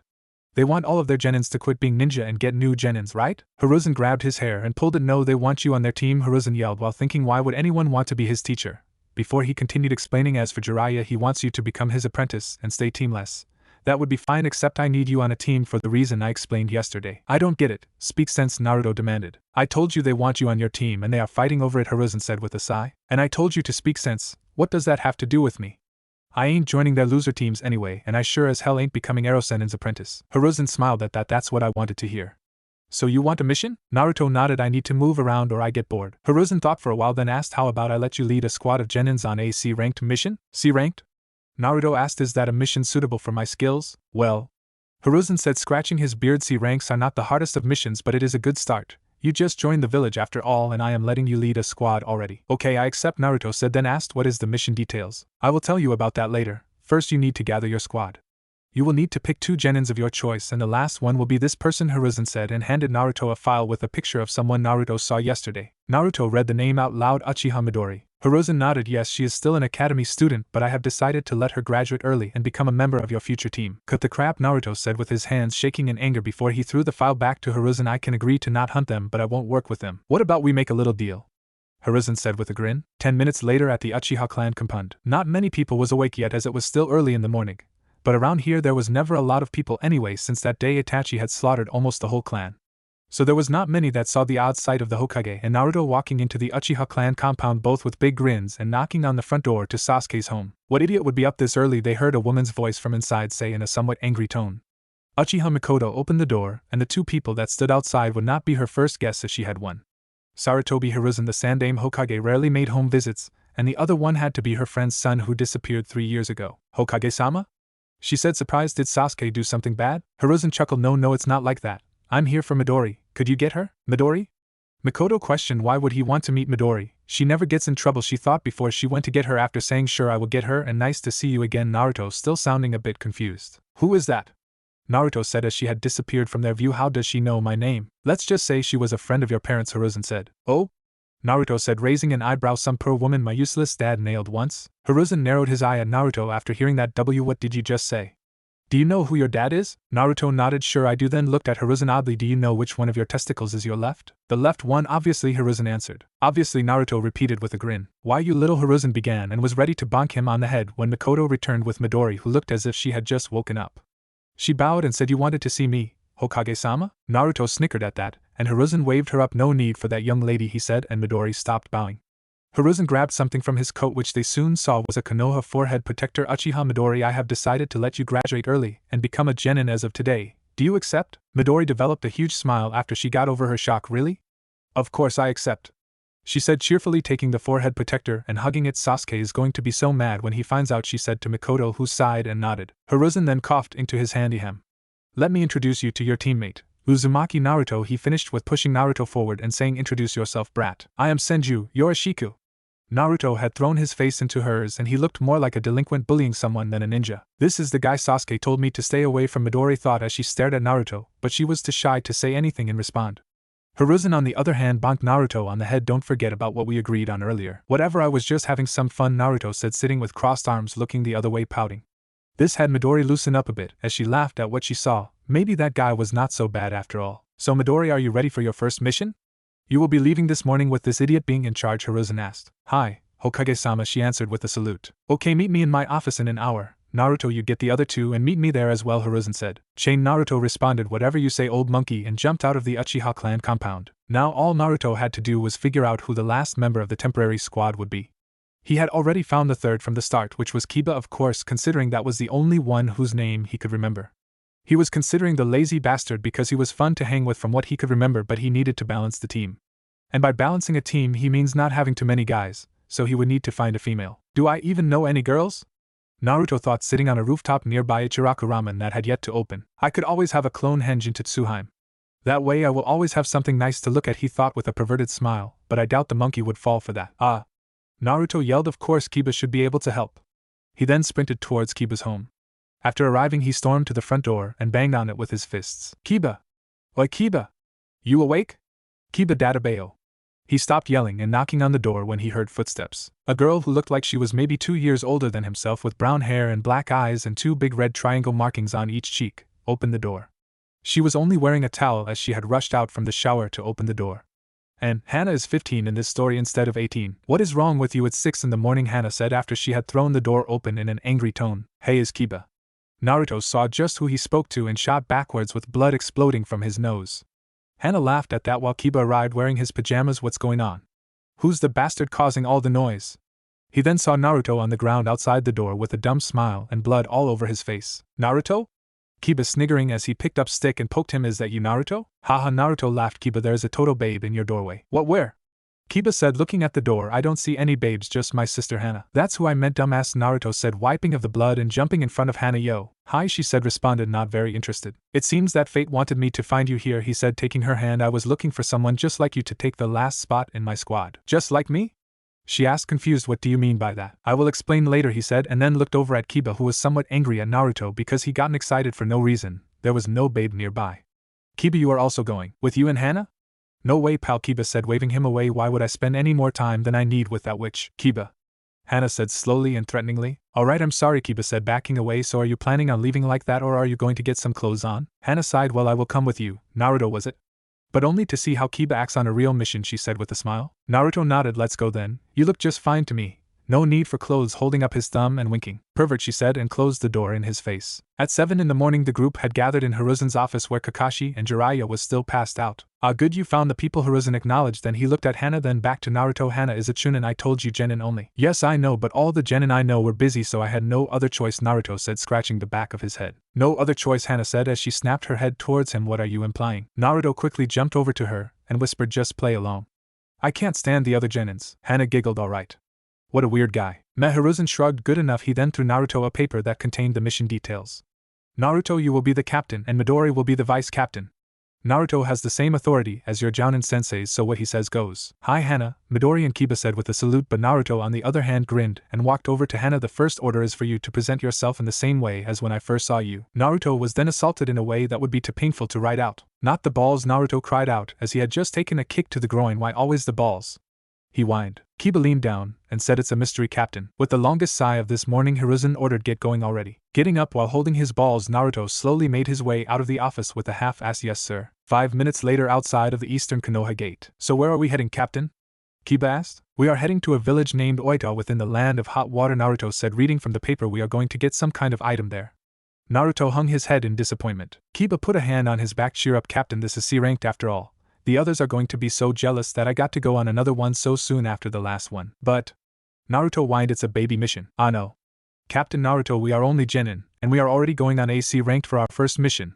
I don't think that has ever happened before, Midori said, trying to cheer her captain and future teammate up. Naruto was about to tell her that she was not allowed to speak within his presence, and that it was most likely her fault that they were going on this kind of joke mission.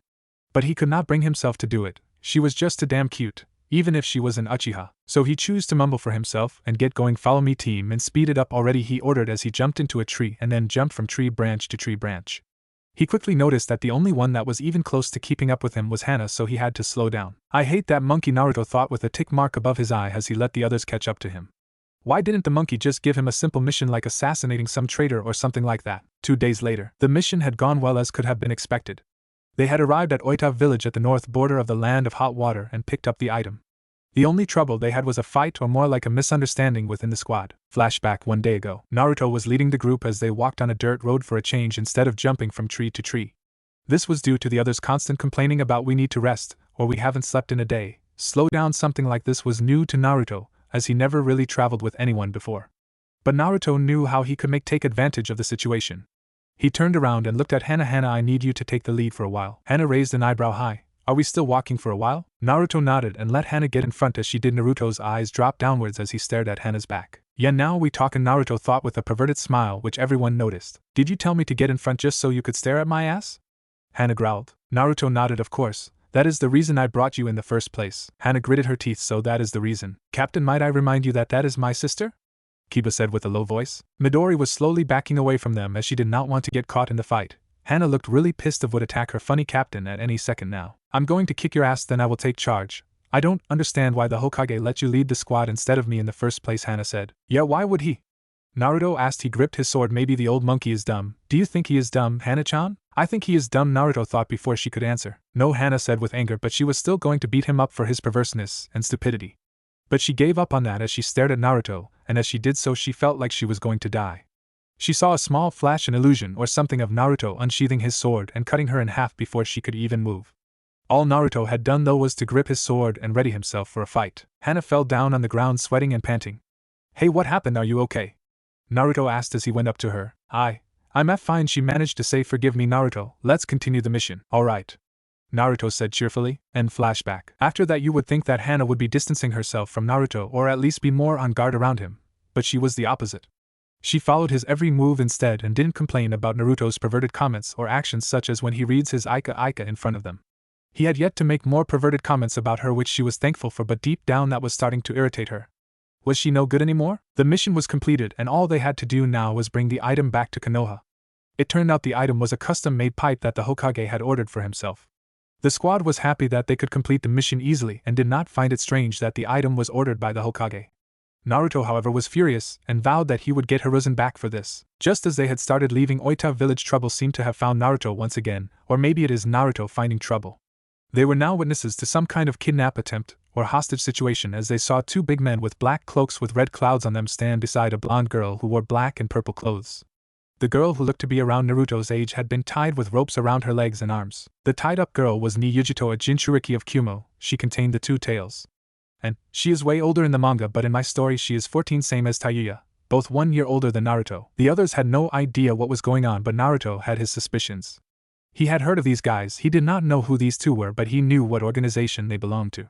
He had gotten this information the same way he found out about who his father was, which was Jiraiya, who liked to tell things he shouldn't when he is drunk. They were still a safe distance away from them, so they wouldn't notice them anytime soon unless they make some huge noises. What should we do, Captain? Kiba asked. Are we saving the girl? Hana asked. Naruto was about to answer as he did a hand sign hidden from their view. Those two are S-ranked criminals, Naruto said in a low tone as everyone's eyes widened in surprise. What? No way. How do you know that? Kiba asked. I have a very good source of information, Naruto explained as he did another hand sign again, hiding it from the others. Naruto, you are strong, right? Hana said. Can you save her? Naruto shook his head and said, no, we can't do anything about this.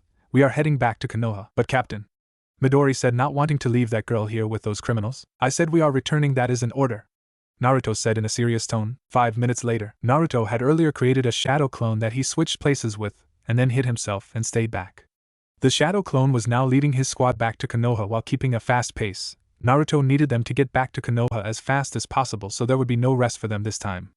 Naruto only wished that Erosenin had decided to stalk him this one time when he needed him. He knew he could not win this fight, but he just had to save that girl. She was like him after all. I'm going to need your help, Naruto spoke inwardly without getting any answer as he walked onto the rather large grass field area where the Akatsuki were still standing. I told you to cut her legs of, Kakuzu scolded his partner Haiden, since she had managed to run away from them earlier before they captured her again this far away from Kumo. Jashin-sama does not accept beating little girls, Haiden growled. Do it yourself. I told you to do it, Kakuzu yelled back, but both of them stopped arguing and instead focused on the person that had walked into the grass field. They took in his appearance. He walked closer to them. He was wearing almost only dark blue clothes. He had blonde short spiky hair, and had a sword hanging down next to his leg as it was attached to a belt on his waist. Kakuzu focused on two things, the blonde hair and the whisker marks, while Haiden focused on the sword. When Naruto was close to enough that they could speak to him without yelling, Haiden asked Kakuzu, should I kill him? Just who? Naruto said, slowly grabbing his sword, grinning with a sick smile. Are you going to kill? He quickly used a shunshin, making it look like he teleported next to Haiden and cut with his sword, holding it straight with the pointy front going straight through Haiden's throat. Shunshin-giri, teleportation slash, and a similar technique to Hiraishin-jiri, Flying Thunder God slash. The latter is way faster. The strength of the attack was enough to part Haiden's head from the rest of his body, and Naruto was actually surprised that this supposed S-class ninja didn't dodge his attack. Haiden, you fool, Kakaza said, kicking his body. Come on, cut it out, I am hurting enough with my head being cut off. Naruto heard the cut off head speak, then laugh at him. You think you can kill me? Haiden, take a closer look at that kid, Kakaza said with a scowl. I already figured out he is that bounty hunter you hate, Haiden said, talking about the rumored Senju bounty hunter, which was Naruto, but that was not what Kakaza meant. No, the blonde hair, the whisker marks, and the age. How many people do you think fit that profile? Kakuzu explained. Get to it already, Kakuzu, and sew me back to my body. He is the Kyuubi Jinchuriki, Kakuzu said as he looked at Naruto. Since you walked right into us, we will gladly take you with us along with the two tails. Naruto did not answer. Instead, he focused on his plan. First, he needed to get the girl away from the two of them. Kege Bunshin no Jutsu, Naruto said, and formed the hand sign to create 10 clones of himself. Naruto and his clones all threw smoke bombs around Kakuzu and Haiden, and then the clones who also was armed with swords attacked Kakuzu at the same time to give Naruto the time he needed to carry Yujito away from there.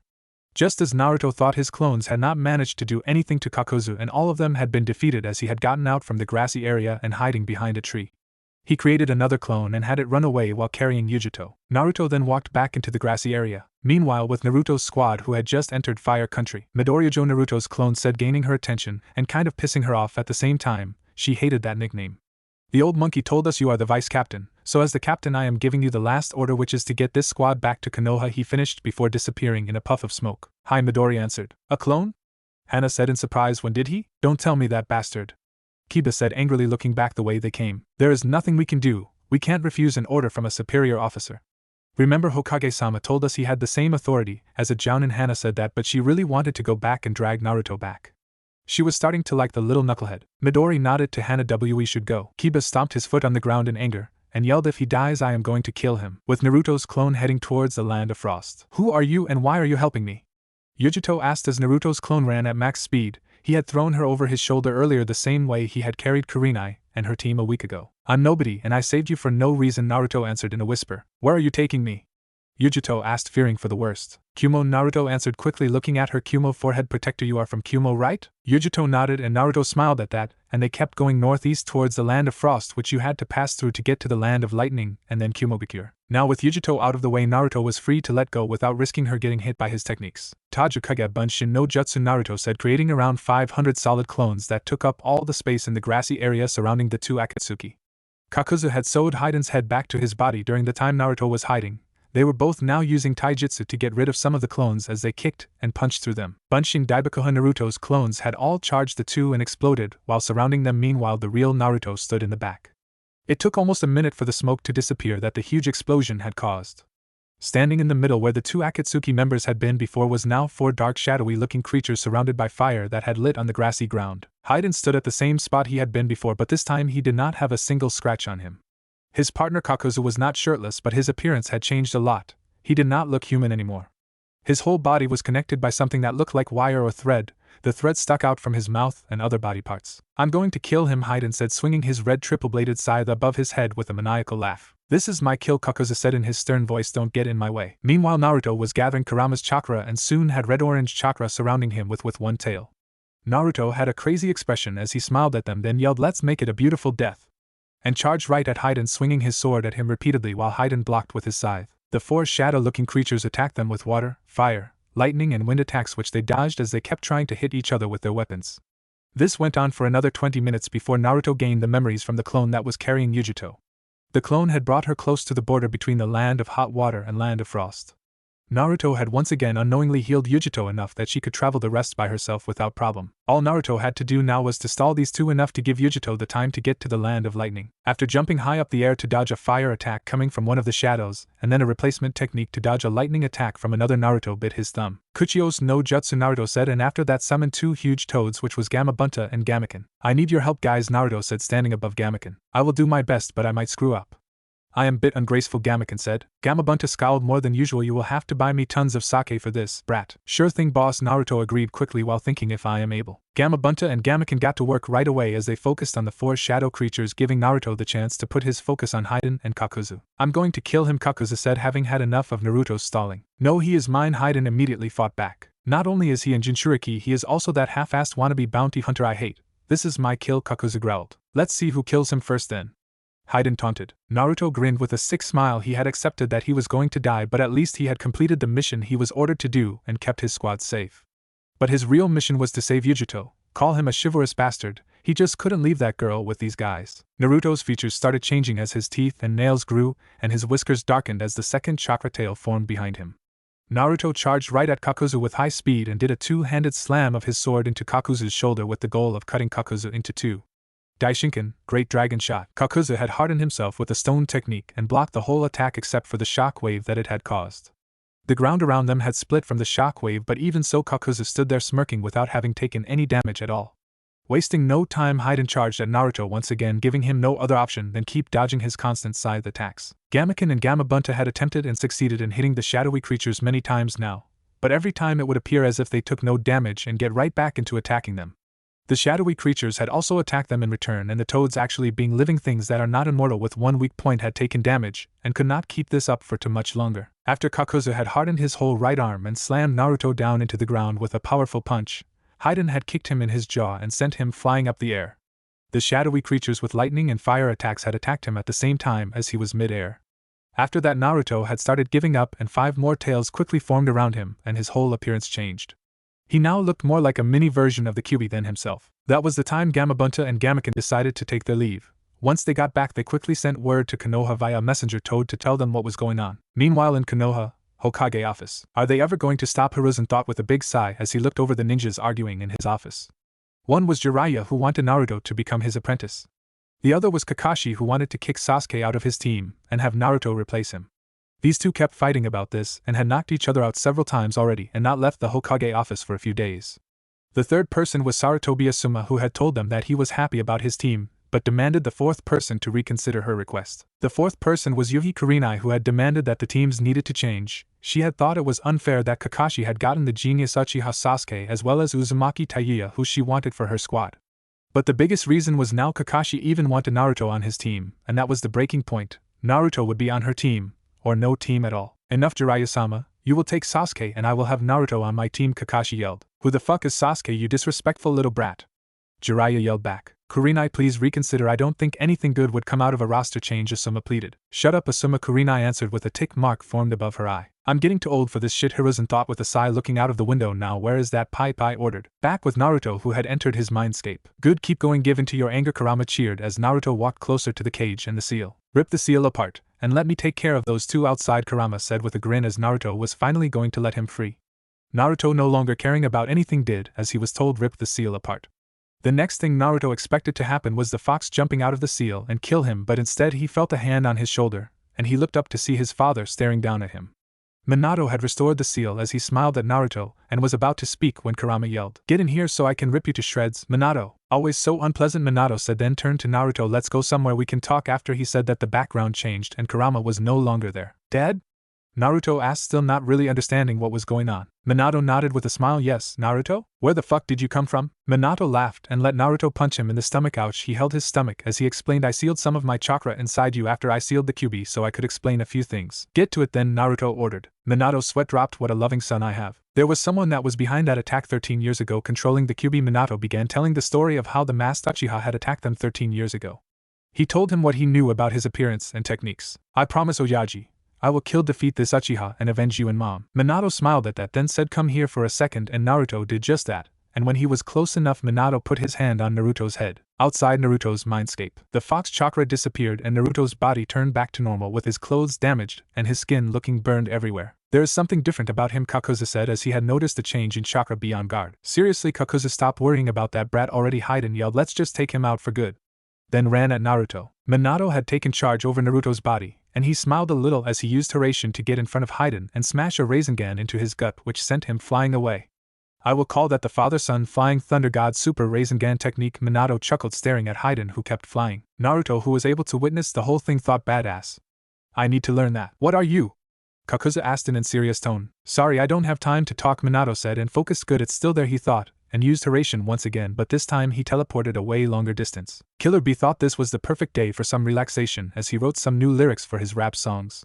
What he did not expect was for a younger Namikaze Minato lookalike who was also the Kyuubi Jinchuriki to fly into his home right at him. Minato was no longer in control of Naruto's body, and instead Naruto had passed out from exhaustion. Inside Naruto's mindscape. "Wow, you're badass," Naruto complimented his father. Minato scratched his head and smiled. "Thanks." Then his face changed into a serious expression. "Now Naruto, you and I need to talk about something important." 5 minutes later. "I'm out of time. Always remember that no matter what you do, me and your mother will always love you and be proud of you," Minato said, hugging Naruto, who told him to get off. What Minato had told him was that he should always be nice to girls and treat them with respect. He also told him that he should try to get one girlfriend who he liked very much instead of several. This did not make sense to Naruto since it was the opposite to what he had learned by being around Jiraiya and other guys. The one with the most girls was the biggest badass, right? Erosenin must be right. Dad was a genius when it came to being a ninja, but an idiot when it came to women, Naruto thought before he fell asleep. 3 days had passed since Naruto fought against the Akatsuki and gave Yujito enough time to return home to Kumo. Naruto's squad had immediately reported to the Hokage after returning to Konoha about Naruto staying behind to fight against S-rank criminals. Hiruzen had told them to not utter a word to anyone that Naruto was missing. He had also ordered the strongest Konoha had to offer to look for him. They were Kakashi, Guy and Tenzo Yamato. An Umbu had been sent to tell Jiraiya about the search, which he also joined. So where was Naruto? He was currently sleeping in a bed in a house in the middle of nowhere, same as he had done for the last 3 days. He had been teleported to B's location via Minato's Hiraishin. B had then let him rest. The only reason B had not taken Naruto to a doctor was because when B enjoyed some sake during the evenings, Naruto would join him in his sleep, taking his sake bowl from him and chug it until it was empty, and then throw it on the wall before going back to bed. There was one difference this morning, however, as Naruto was no longer alone in the small room where B had let him sleep. There was a blonde girl sitting on a chair beside the bed staring at him. Meanwhile, B had gotten a visitor, which was another blonde girl. B's visitor at the door was Yujito, who begged B to help her find her savior, who was actually sleeping in B's guest room. B had told her earlier that she should forget about that so-called savior, and instead focus on getting stronger so they can begin training her and controlling her Jinchuriki powers. While B and Yujito argued at the door, Naruto had woken up and put the tip of his sword on Samui's neck after she had decided to lean over and take a closer look at Naruto's face. Naruto had asked who she was in a threatening voice, and Samui just smiled and said, "You are cool enough." "Cool enough for what?" Naruto asked her, raising an eyebrow and still pointing his sword at her. "To be my husband," Samui said, and lifted the tip of the sword away from her, and then jumped into the bed and laid behind Naruto. "Let's snuggle." Now if anyone saw this, they would be very surprised, since Samui was someone who never had a crush on anyone, and never gave any guy a moment of her time. Naruto, however, was terrified. He had read about this marriage thing. There was nothing good written about it. Be together with one woman for the rest of his life? That is the kind of nonsense his father was spouting. "Get the fuck away from me," Naruto yelled after jumping out of the bed. Yujito and B heard his yell and both ran into the room. B because Naruto had finally woken up, and Yujito because she was afraid that Samui had been caught. Samui was to sneak into B's home and find any scrolls or books on how to control Jinchuriki powers, or scrolls with a lot of strong jutsu. Once they got into the room, they both got shocked enough for their jaws to drop as Naruto stood with his eyebrows twitching, with Samui hugging his arm to herself. "Who are these people?" Naruto thought as he saw them. "Ah, sorry Yujito. I failed the mission," Samui said with a big smile, hugging Naruto's arm tighter. Yujito looked at B with an angry expression. "He has been here the whole time, B-sensei? What are you saying, little knee? That is a new face to Mr. B." "Oh yeah, get off me," Naruto said, and threw Samui so she landed on the bed. He then did a one-handed hand sign and held his sword with his other hand. "Who are you people and what do you want with me?" Naruto asked. "Relax, Lil Nine. Everything's gonna be just fine," B said, and gave him the nice guy pose. Naruto narrowed his eyes at B. "You know way too much. You must be annihilated." Yujito looked at B with pleading expression. "B-sensei?" She did not want her savior to be hurt. "B sighed ragged-ass Namcase," he said, and shook his head. "I'm a Jinchuriki as well, and the one that has taken care of you for 3 days after you crashed into my home." "I see," Naruto said, and sheathed his sword. He then walked over to B and held out his hand. "You have my thanks, Mr. Bean." "Ain't no tang," B said, and shook his hand. Naruto stared at Yujito for a moment. Had he seen her before? What was her name again? "Hello?" Yujito said, having had enough of his staring, and gained a small blush as it was starting to get embarrassing.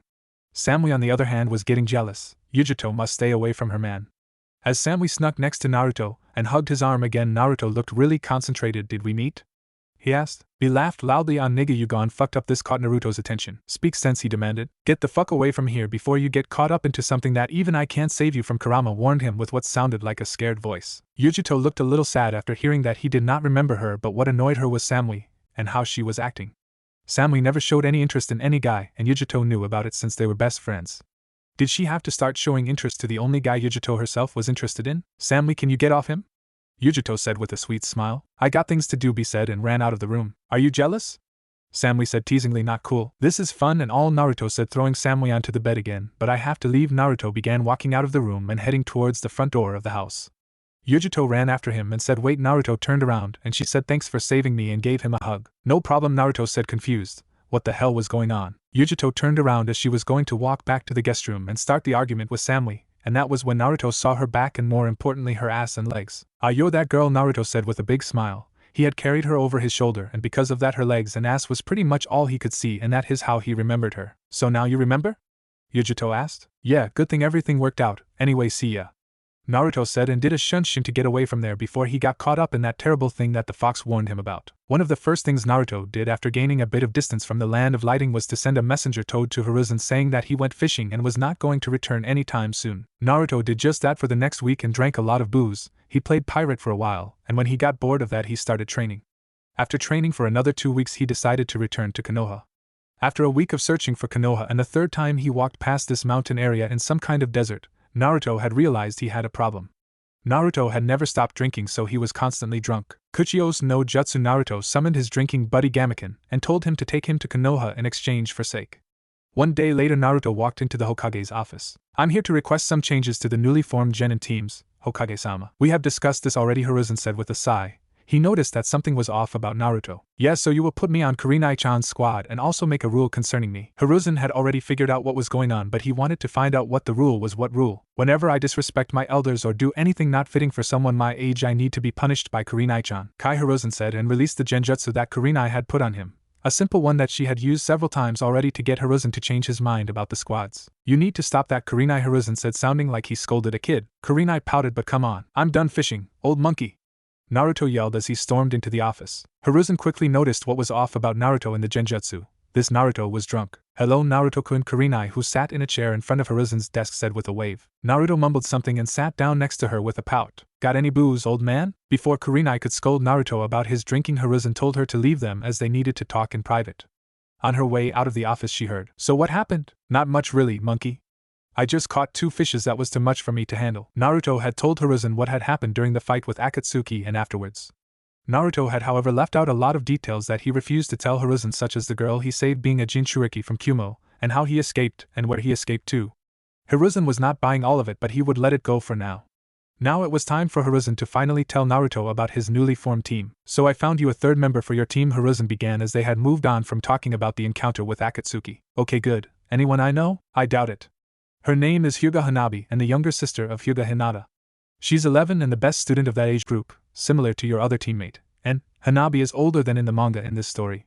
Wanted to use her for the 3rd teammate instead of Sai, who I thought of at first. I see, Naruto said, uninterested. And our sensei? Yes, Hiruzen said, and gave Naruto a file. This will be your sensei. Naruto read the name out loudly, Meatball Dango. Hiruzen laughed at that. It's Mitarashi Anko. Naruto looked at the picture attached, and then put the file on Hiruzen's desk and stood up with a snort. Are you some kind of feminist? They were the most suited for this team. Gender does not matter, Hiruzen explained with a sigh. You know, Naruto began as he was starting to walk out of the office, I'm really starting to regret my decision to stay in this village. Well then, before you leave, let me show you something, Hiruzen said, and grabbed a letter as Naruto turned around and listened. This is a letter from the Raikage demanding to know why one of his kunoichis is ordering him to arrange for an arranged marriage between herself and one Senju. Naruto's eyes widened. I know nothing, he screamed, and decided to not take the door, as he once again jumped through a window and destroyed it as he did so. Be in my office at 9 tomorrow morning, Hiruzen yelled out the window. Naruto was now heading towards the place he pretty much visited daily when he was in Konoha, which was Ichiraku Ramen. Part of the deal of Naruto being in a team together with an Uchiha, and not killing them off when he was bored, was that he could buy alcoholic beverages again. This time when he arrived at the stand, both Ayam and Tucci was working for the first time since he had gotten back. Yo, old man, Ayame, get me 15 bowls of beef ramen and 10 beers. Tucci accepted the order and got to work while Ayam began scolding Naruto about his drinking. Just as Naruto began eating when he had received his first bowl, Tayuya and Ino, who were walking together, walked past the stand and immediately noticed Naruto. They looked at each other and nodded before running into the ramen stand and sitting next to Naruto, Tayuya to his right and Ino to his left. Tayuya and Ino was trying to get his attention by staring at him and nudging him, but Naruto just kept eating while looking at Ayam, who was still talking. You need to stop eating so much ramen. We appreciate that you buy so much, but you need to eat more healthy food. Ayam continued on like that as Naruto half listened while downing a beer. Do you serve whiskey here? No/yes, Ayam and Tucci answered at the same time. As Naruto began eating his 10th bowl of ramen and had already drank all of his beer, Tayuya and Ino was starting to lose the patience and showed it. Tayuya mostly as she jumped into Naruto's lap and stared at him. Naruto lifted the bowl over her head and continued to eat as Ayam had stopped talking due to her being a bit surprised by Tayuya's actions and a bit jealous. Ino, on the other hand, was furious that she had not thought of doing that herself before Tayuya. Hello, shithead, Tayuya yelled. Naruto said, taking his face out of the bowl, and took a peek on who the person was that sat on his lap before quickly going back to eating. Normally Naruto would have told her to get the fuck off him, but he was kind of enjoying this. Another minute or so later, Naruto had ate all of what he ordered and was about to leave. He lifted Tayuya off of him and began walking away after paying great job as always, old man, I'll be back tomorrow. Yeah, thanks, Naruto, Tucci shouted with a wave. Naruto walked down the road and then quickly took a turn to the left with Tayuya and Ino following him. As soon as he had turned left, he turned around and looked at them. So what do you two want? I have already told you I want some answers about who the fuck you are, Tayuya answered. I wanted to ask if you maybe wanted to do something sometime, maybe train together? Ino said, smiling. Naruto sighed. I should have ordered more beers. Or maybe a sake bottle to go, he thought before saying, alright, follow me. Naruto led them to the training grounds he had used before going on the recent C-ranked mission. He sat down and the girls did the same. I am Uzumaki Namikaze Naruto, also known as Senju, Naruto said, looking at Tayuya since he had already told Ino this. The Namikaze's name was new to Tayuya and her facial expression showed her surprise. My dad was Namikaze Minato and my mother was Uzumaki Kushina. Both of them are dead, Naruto continued while Tayuya listened and waited for him to continue, but after a minute Naruto just said, that is who the fuck I am. Tayuya's sweat dropped at that while Naruto focused on Ino. I am going to train now, you are free to join me. Great. So what kind of training? I am practicing a new one-sword style assassinate technique. You can be the practice target. Ino looked terrified. Seriously?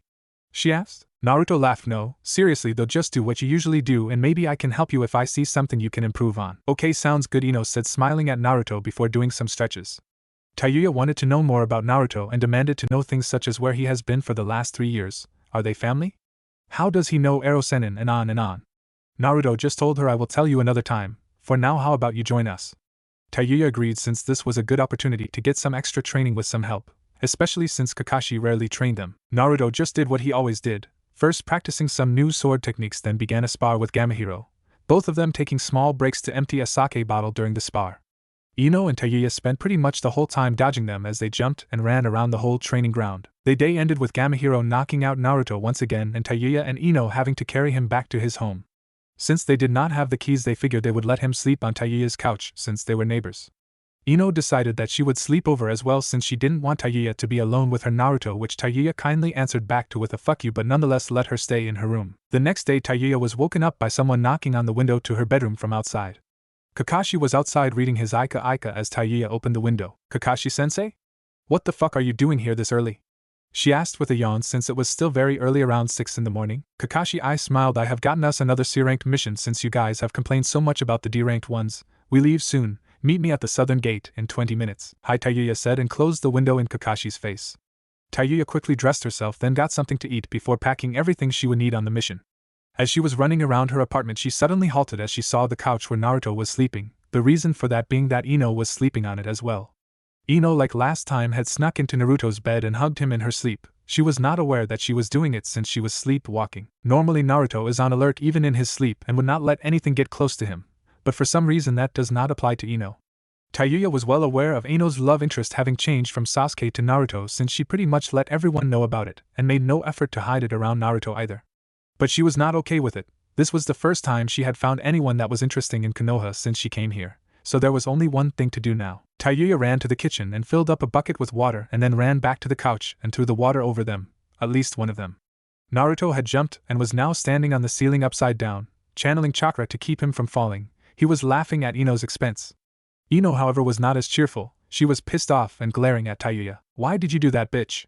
Ino yelled. We had an agreement, Tayuya responded and was silent for a second before adding, Whore. Tayuya looked at her watch, and her eyes widened. I have to go on a mission. You two get the fuck out of my apartment as soon as possible, she said and left to meet her team. Naruto, still on the ceiling, shook his head and looked at Ino. Looks like Tayuya made you wet, he said and did a hand sign before using a shunshin to get to his own apartment next door. Ino was red-faced from both anger and embarrassment, and vowed that she would get Tayuya back for this. Naruto as well for the last comment. Naruto had spent the next 3 hours sleeping on top of the Hokage Tower since he would be meeting his new team here at 9 anyway. Enko, Midori and Hanabi arrived at Hiruzen's office a few minutes before 9. Hiruzen decided to take them up to the top of the tower since he knew Naruto was sleeping there, and like expected at the edge of the tower almost falling off was Naruto sleeping, but they did not expect to see 2 toads that looked to be guarding him.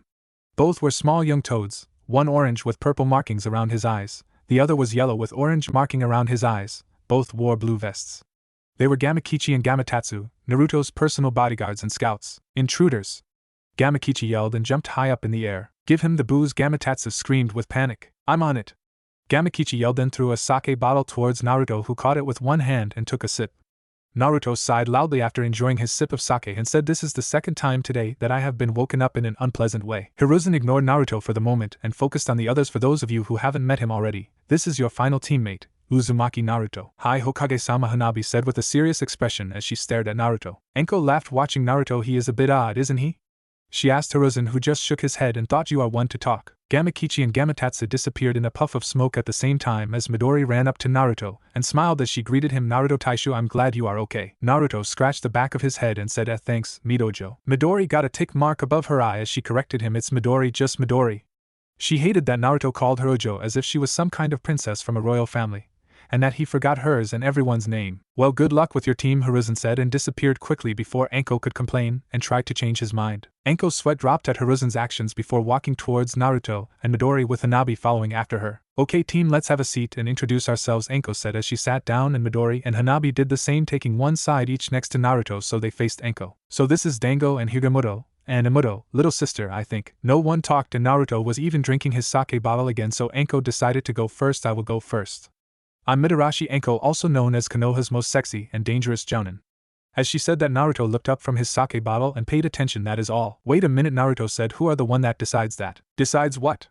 Anko asked. Which jounin is the sexiest and most dangerous? I demand to know how you got that title, Naruto said with a serious face. Anko's sweat dropped. I decided it. Oh?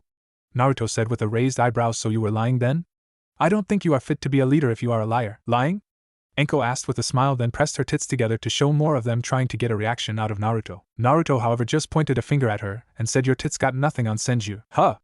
Was Anko's confused response. Naruto stood up and walked up to Anko and poked her left boob with the same finger he was pointing with before. I said your tits got nothing on Senju. Tsunade ones. Poor Midori and Hanabi never got a chance to introduce themselves because Anko spent the rest of the day chasing Naruto, trying to castrate him, and Naruto was just laughing and dodging her until she gave up. The next day, Naruto had once again called for his bodyguards to guard him while he slept in his apartment this time, just in case Anko decided to attack him once again. When Naruto woke up, he heard a knock on his door and feared for the worst. He was happy to find that woman with the nice ass that had brought him to the Hokage Tower the first time he got back to Konoha. She told him that he was needed for a mission and should go to the Hokage Tower immediately. Naruto's happiness disappeared quickly once he arrived at Hiruzen's office because he was once again going to go on a mission with a temporary team. This time his squad leader was Uchiha Mikoto and his teammates Midarashi Anko and Yuhi Kurenai. Something had gone very wrong for Team 7 during their latest C-ranked mission. Kakashi had been cut by a very skilled enemy and was in no shape to continue the mission. Sakura had been captured by that very same enemy who seemed to be working alone. This team's mission was to save Haruno Sakura and labeled an A rank. Senju Itama was not a man that was as skilled in ninjutsu such as his older brother Hashirama or a strategic genius like Tobirama. What Itama was good at was deceiving others and two less important skills for a ninja, womanizing and drinking. Itama had created a jutsu that would create a dead clone of himself that he managed to deceive his brothers and his father, faking his own death. It was his way to get out of the war with the Uchiha clan and escape an early death. His hatred for the Uchiha clan remained, however. As time passed, his brothers moved on to become the first and second Hokage of the village that Hashirama and Madara created, Konohagakure. Itama kept away from ninja matters and pretty much spent his whole life doing one thing, partying. One day during the time Tobirama was in charge of the village, Itama met with someone who he had no idea who she was at the time. She was Senju Tsunade, the most beautiful woman he had ever seen. She also happened to be Hashirama's granddaughter. The way they met was just in a bar where Tsunade and her teammates Jiraiya and Orochimaru was drinking and relaxing. Itama talked to her for a while and then never saw her again. Tsunade was given a title from Itama that he later told Naruto about. She was the winning prize of the Senju, Naruto's goal. Itama knew that there would be problems with Naruto being almost 40 years younger, but Itama was a crafty man and had created another jutsu that would solve that. The day before Itama died, he transferred almost all of his chakra to Naruto in a way that he would keep it forever as a third chakra reserve. This was the reason for Naruto sometimes healing others just by touching them. After Hiruzen had told the squad the mission details, they had immediately left towards the direction of Takigakure. Team 7's original mission was to deliver a message to the leader of Takigakure, but they were attacked before they had reached their destination. Naruto was in a bad mood and did not say a word during the whole trip there. There were many reasons for that, but mainly it was due to his teammates. His squad leader was an Uchiha, and not just any Uchiha, she was the mother of the other Uchihas. His teammates were the devil, Kurenai, who spent the whole trip trying to start a conversation with him. The third teammate was his Jounin sensei who he pissed off yesterday, and she would most likely get payback at first chance. Her expression showed that as she smiled in a sick way and kept licking on a kunai with her crazy long tongue. They arrived at the place where 3 of the 4 members of Team 7 had taken a rest due to Kakashi's injuries. Kakashi had been stabbed in his right shoulder with a katana, almost cutting it in half. "Mom," Sasuke said in surprise when he saw them arriving. "Finally, took you long enough," fuckers Tayuya said with relief at seeing the backup arriving, but she was also a bit surprised at seeing Naruto with them. "Where is Kakashi?" Mikoto asked, and Tayuya pointed to a large tree that Kakashi rested his back on. Mikoto, who had become something of a medical ninja in recent years, rushed to Kakashi's side and started treating him. Naruto walked past Tayuya and Sasuke after greeting them. Tayuya, Uchiha runt, then walked towards Kakashi and sat down next to him and Mikoto watching her treat him. Naruto focused on Kakashi's wound and then asked, "Can you tell me something about the one that did this?" Kakashi was still well enough to be awake and speak, so he told Naruto and the others what he remembered. The attacker was a young woman with long red hair, maybe 2 or 3 years older than Naruto. She had turned up in front of them out of nowhere, and kissed Kakashi, who saw no reason to stop it. During the kiss, Kakashi soon noticed that she was somehow sucking out all of his chakra, and soon after that she had cut him with a katana in his shoulder, and then knocked out his students before leaving with Sakura. Naruto narrowed his eyes as he heard that red hair katana. He repeated what Kakashi said. Are you sure it was a woman? Kakashi nodded. That's for sure. Naruto looked at the ground as he spoke. It almost sounded like you described someone I worked with for a while in the past. Only difference being that the one I worked with was a guy. I see, Kakashi said before coughing up some blood. Don't talk anymore for a while, Mikoto said as she kept healing him with a medical jutsu. Just one last question, Naruto said as he moved closer and put his hand near Kakashi's wound, almost looking as if he was inspecting it. Did you catch the name of the sword technique? As soon as Kakashi spoke the word Daishinkan, two things happened immediately. The wound healed at an impossible fast rate until it was completely healed and Naruto had disappeared. Naruto had channeled a lot of chakra as soon as he heard the name of the sword technique. It was his own technique, Daishinkan, Great Dragon Shot, and he had unknowingly healed Kakashi at the same time as he had used a Shunshin to leave. Naruto summoned an army of small toads and an even bigger army of shadow clones to scout the area and find the attacker and kidnapper. It seemed like even though it had been around 5 hours since Sakura was taken, the attacker had not gotten very far away from where Kakashi and the others was, since one of Naruto's toads found Sakura's location in 40 minutes. 10 minutes later, when Naruto finally got there, he heard a voice that he recognized. It's been a while. Senju, a woman with long red hair just as Kakashi described her, was standing outside of a small house where she was most likely holding Sakura. She wore a white kimono with pink markings on it. I don't think we have met, Naruto said as he walked towards her with one hand reaching for his sword. That's rude, the woman said and pouted. It's me, Fuka. Naruto stopped moving and his jaw dropped to the ground and he pointed at her. But you're a? You used to be guy. What's going on, Databeo? What did you say? Fuka yelled with a red face. I have always been a girl, you idiot. Oh, Naruto said, recovering from the surprise from earlier. So you have tricked me? He said and smiled in a sick way. Fuka used to be wearing clothes that guys usually wore. She also always covered her hair with something such as a hat or a hood.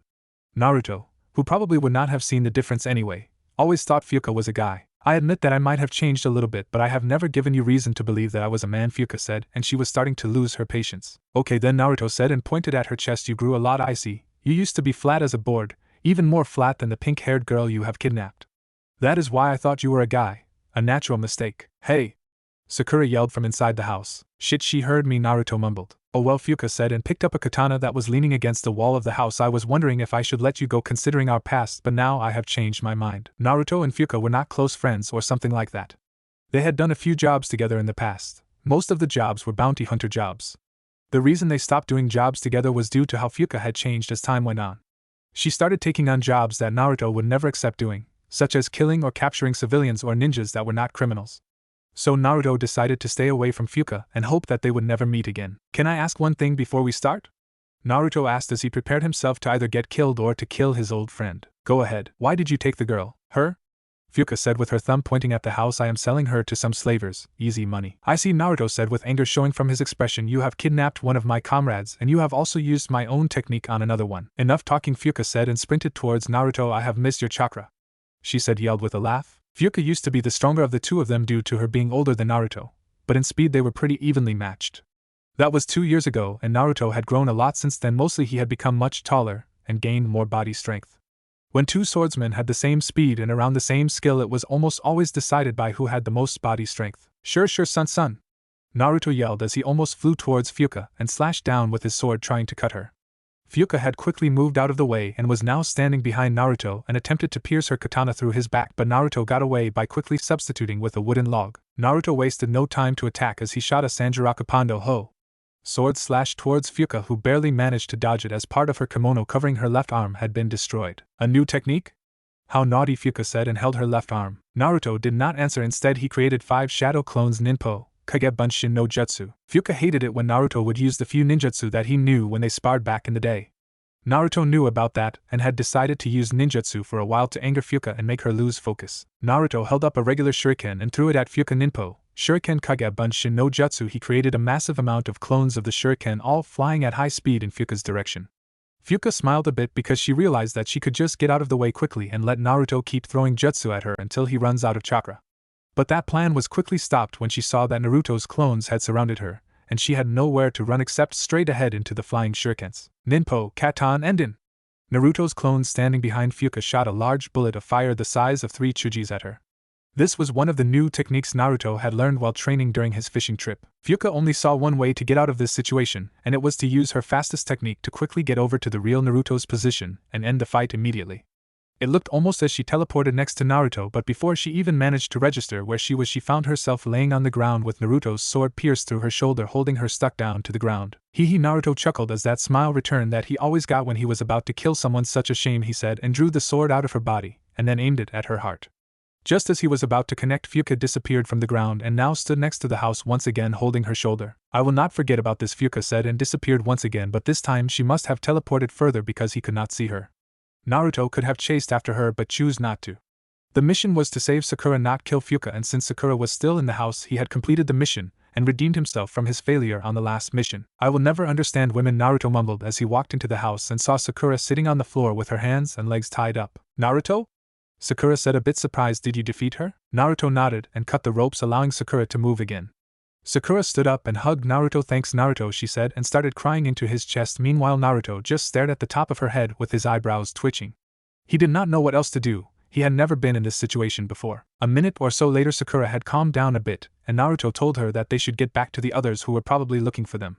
This was something Naruto didn't know how to do. Naruto threw Sakura over his shoulder so that her upper body was hanging out behind him and her legs flying around in front of him, and then ran back to where they met Team 7.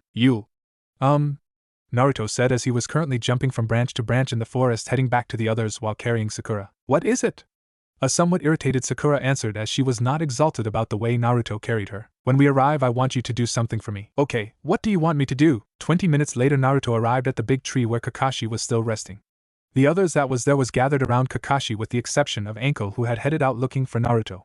Naruto put Sakura down on the ground. She then walked up to the others and spoke while trying to change her voice to sound more like Naruto. The mission. She took a long pause as completed. Degozaru. Kakashi sighed a sigh of relief as he saw Sakura was okay.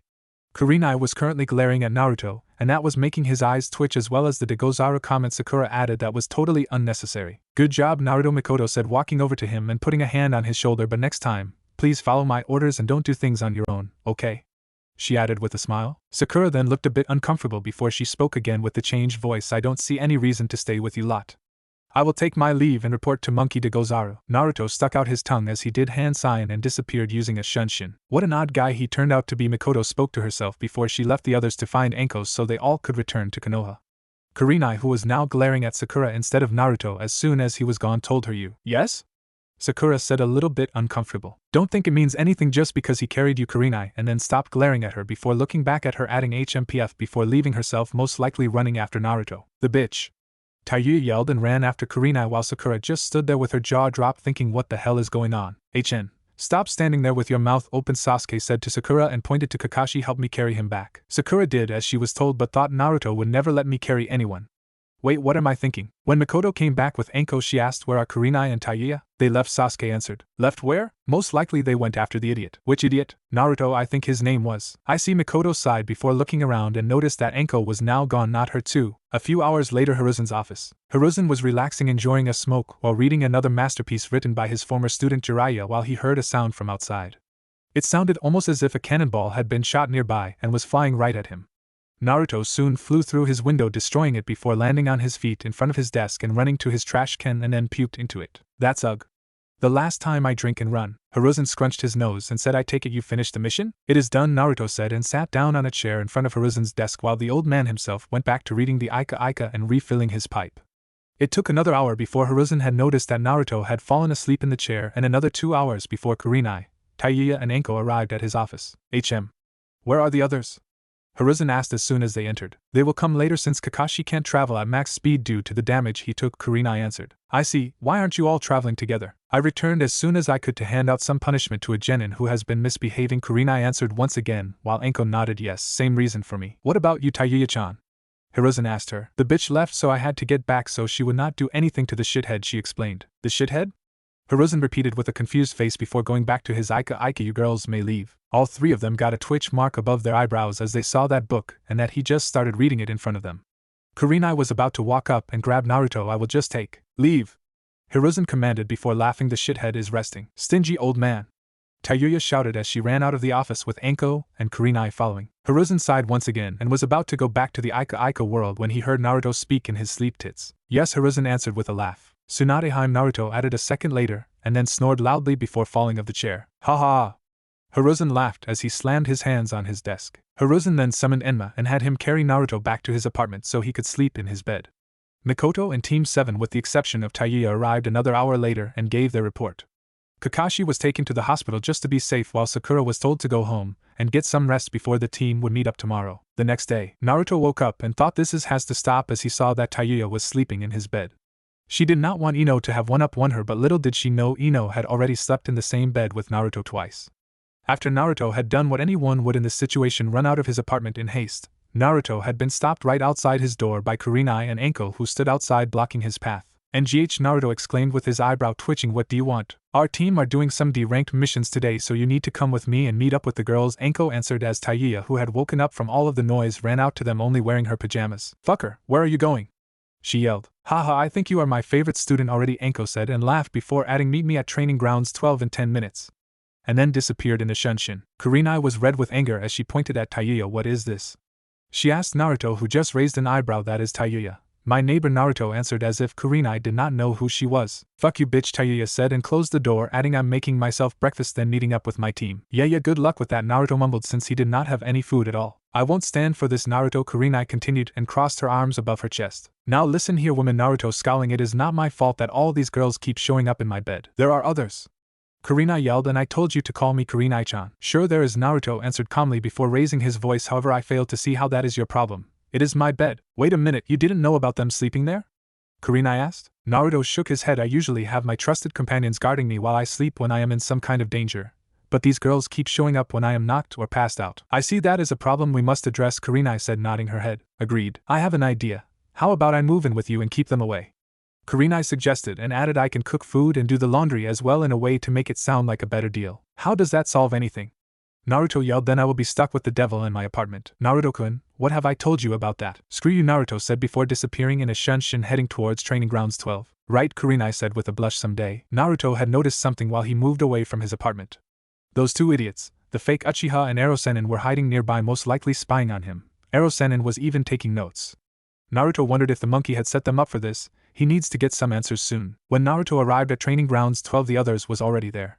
Naruto was known to be a polite and nice gentleman, so he greeted his team, "Hello, Dango, Uchihojo, Hyuga," with a nod to all of them. Hanabi scowled as she slowly walked up to Naruto. "You shall address me as Hanabi-chan." "Okay, I will make sure to remember that," Naruto said and walked past her, sitting down next to Midori. "Morning, Taicho," Midori said in a low voice as she was trying not to laugh at Naruto's comment. "May. Well then, now that the playboy has arrived, how about we let the girls introduce themselves since they didn't get the chance last time," Anko suggested, and the others just got confused by the playboy comment, especially Naruto. "Hi Hanabi," begun. "I am Hyuga Hanabi, you may call me Hanabi-sama." "Eh?" Midori said, interrupting her. "Except for him, you shall address me with A-chan at all times," Hanabi continued, looking at Naruto. "I am 11 and graduated 1 year earlier than the Uchiha, so show me the respect I deserve." "How humble," Anko said with a smile. "Okay, next." Midori was not happy about that comment, as if Hanabi was somehow better than herself. She calmed herself before she began. "Ano. My name is Uchiha Midori. I like my family with one exception, and I hope I can be of help to our team." "You forgot about something," Naruto said. "Right. Ano. I am 12 and I like reading," she began before Naruto interrupted her. No, you're supposed to tell us all to get down on the ground and lick your feet. We are not worthy to even breathe the same air as Midori-ojo. We're peasants. Stop it, Taicho," Midori yelled, red-faced from embarrassment. Meanwhile, with Team 7, who was just meeting up for a short meeting where Kakashi would tell them they had the day off due to him having to rest for some more time. When Tayuya, who was the last to arrive, got there, Kakashi closed the Ika book he was reading, and I smiled. "Now that everyone is here, I have something important to tell you." All three students got a bit excited and nervous at the same time. "Today is a special day," Kakashi continued and giggled. "Isn't it, Tayuya-chan?" "What?" Tayuya yelled. "What is so fucking special about today?" Kakashi had snapped towards her, scaring the shit out of her. "It would appear," he spoke quickly, "that one of my students have engaged in nightly activities with someone of the other gender. HN. That crush didn't last long," Sasuke said to Sakura, whose sweat dropped. "I have no idea what he is talking about." "So what?" Tayuya said with a red face. "I am not the only one that's been sleeping with him. That whore Ino, and someone named Tsunade has most likely done it as well." Kakashi's feet could not hold him up anymore as fell down on the ground. "Minato-sensei," Kakashi said with a tear dropping from his eye, "I think your legacy is going to be just fine." "Am I the only one that wished we got another Jounin-sensei?" Sasuke asked Tayuya and Sakura, pointing a thumb at Kakashi. Kakashi jumped up on his feet. You have today and tomorrow off. Dismissed. Kakashi did a hand sign. Just before he left with a shunshin, he smiled and said, Tayuya, make sure to use condoms. What the fuck is a condom, and why would I need it? Tayuya mumbled to herself with her hand to her chin, while Sakura blushed and answered, we learned about that during the academy. It is how guys protect themselves during sex. I didn't need to fucking hear that right now, Tayuya said. Why did you bring that up? Wait a fucking minute, Tayuya yelled as she realized what was going on. I am going to kill that creepy one-eyed scarecrow. And then ran away angry as hell, trying to find Kakashi. Sakura, Sasuke said once they were alone. Yes, Sasuke-kun? HN. Sasuke readied himself for a hard question. Would it make you happy if I told you that you were the most normal on our team? Of course, Sasuke-kun, how sweet of you. Happy enough to leave me alone? No, HN. Sasuke then left the training grounds without any word while Sakura thought back on what she had heard this morning. She was now heading towards Ino to find out who the guy was that both she and her teammate had nightly activities with. Naruto spent the day getting introduced to D-ranked missions. After that, he decided to drink more than he has ever done before and passed out in his bathroom. This time he made sure to summon his bodyguards. One boring week passed where Naruto did more D-ranked missions with his team. For the whole week he was able to sleep normally and had not heard anything from the Toad brothers about any intruders trying to get into his bed. Naruto, as usual, spent the free time after the missions drinking sake and training. Katan, Enden, and Bunshin Daibakuho was two jutsu that Naruto had learned early on in his training. He had also learned Katan, Hozenka no Jutsu, Fire Release, Phoenix Sage Fire Technique, and most recently started practicing on two water techniques, being Mizudepo no Jutsu, Water Pistol Technique, and Suetun, Hahanryu, Water Release, Tearing Torrent. Hiruzen had left the village for a while because he was having a rather important meeting with the Raikage. The Genin squads had been told to focus on training and working on their teamwork for the time that their Hokage would be gone instead of doing D-ranked missions handed out by his advisors. Hiruzen left the village yesterday, and the Genins had not been told about it yet. When Naruto arrived at Training Grounds 12, the last one to arrive as usual, Anko told them what the Hokage had suggested. Naruto saw no problem with training, but working on their teamwork was something that bugged him. Teamwork? Naruto questioned just after Anko was done explaining the situation. Define teamwork, he continued. Well, how you three can work together to finish the task you have been given. This should be obvious, Anko answered. Okay, I think I get it, Naruto said, then turned to Midori and Hanabi Ujo. And Muto-san, I need you two to practice your shunshin. Hi, Taicho, Midori answered, while Hanabi just responded with a TCH. Due to Naruto adding san after instead of chan. What for? Midori asked. If we ever get into a battle with enemy ninjas, I need you two too. Naruto said slowly, and both of the girls and Anko listened intently. Get out of there as quickly as possible so you won't be in my way as I dispose of the enemy. Midori and Hanabi fell back on their bums in surprise after hearing that, while Anko just laughed. Okay then, Hanabi-chan and Midori-chan, you two come with me and we will begin going over some strategies we can use during missions. Hi, they both answered. Naruto, since you won't cooperate, I have found something else you can do for today, Anko said, and gained a huge grin. Go to Training Ground 8 and report to the Jounin Sensei of Team 8. Yes ma'am, Naruto said, and walked straight ahead. It's that way, Anko yelled and pointed to her right, and Naruto turned and walked to Anko's left instead, the other way. God damn it. It took 4 hours for Naruto to find Training Ground 10, which was only 1 kilometer away from Training Grounds 12. Once he got there, he saw something that amused him. It was a girl with rather short blue hair with the same eyes as his teammate. She also turned red immediately as he got there, the same way that Midori does when she is embarrassed. Hyuga Hinata was using her Byakugan to scout the forest around the grassy field that she stood on, trying to locate Kiba and Shino when she saw her crush coming her way. Yo, Hanabi-chan, I am here to report to the Jounin Sensei of Team 8, Naruto said, and then got a bit confused since Hinata seemed to have fainted as soon as he spoke. Naruto also had that feeling that he had met this girl before, but he just could not remember when. Databeo? Naruto said as he poked Hinata on her back with the back of his sword, trying to wake her up. Kiba had decided to stop hiding and returned to see what was up with Hinata since she was slower than usual in finding them. What the fuck, Naruto? What did you do to Hinata? Kiba yelled once he saw Naruto sitting next to Hinata, still poking her with his sword. She died, Naruto said slowly. Naruto, Kiba said with a glare, but stopped when Hinata had moved closer to Naruto in her sleep and hugged the arm that he used to poke her with the sword. Kiba's sweat dropped and asked, did she fall asleep? Greetings, Uzumaki. Naruto heard a low voice say, and he looked around the area trying to find the source of it. Standing right in front of him, leaning on a tree, was Shino with his regular outfit. Yo, Naruto said as he saw him, then focused on Kiba. You know where I can find the sensei of Team 8? Yeah, sure, but first I want to know what happened to Hinata. I arrived here. Then she fell to the ground, Naruto said, taking a long time between words. Come on, who would believe that? What did you do? Just after Kiba asked that, Hinata opened her eyes and said with a big smile, I had a wonderful dream. Arara? Naruto leaned down and put his face right in front of hers. Care to tell? They could literally see her face going from pale to red within seconds as Hinata fainted once again. See, what did I tell you? Naruto said, jumping back, resheathing his sword. If your sensei is not around, then I am done here. As she fainted? Kiba stammered comically. That is odd, but it has happened before. Shino reminded Kiba. That's because 3 years ago. Kiba ignored Shino when he explained that the last time Hinata had fainted was when she was sitting next to Naruto in class over 3 years ago. Instead of listening, Kiba told Naruto she should be around here somewhere. Your sensei should know that I don't like when people waste my time. Naruto was losing his patience. He had more important things to do. Listen guys, there is. What now, Shino? Kiba yelled. Kurenai sensei is here. That's because there is a tree behind Naruto, Shino said, pointing at a small tree that had appeared out of nowhere behind Naruto. One of its branches was getting bigger and bigger until it captured Naruto so he could not use his arms and hugged him towards the tree, making it impossible for him to escape. Megan, Jubaku, demonic illusion, tree binding. Kurenai announced the name of the jutsu after her upper body emerged from the tree above Naruto. I'm stuck, Naruto exclaimed with a scowl. Hey sensei, do you know what's wrong with Hinata? Kiba asked, not really caring at all that Kurenai had used one of her strongest techniques to bind his genin friend. She is fine. You two can take her home as you have the rest of the day off, Kurenai said, and Kiba and Shino did as they were told, and carried Hinata out of the field. And Akamaru was on Kiba's head all the time sleeping. I have not forgotten about him, no way. Guys, Naruto yelled. I will let you go as soon as you agree not to run away, Kurenai whispered into Naruto's ear. I was told to report to the Jounin sensei of Team 7, so, what do you want?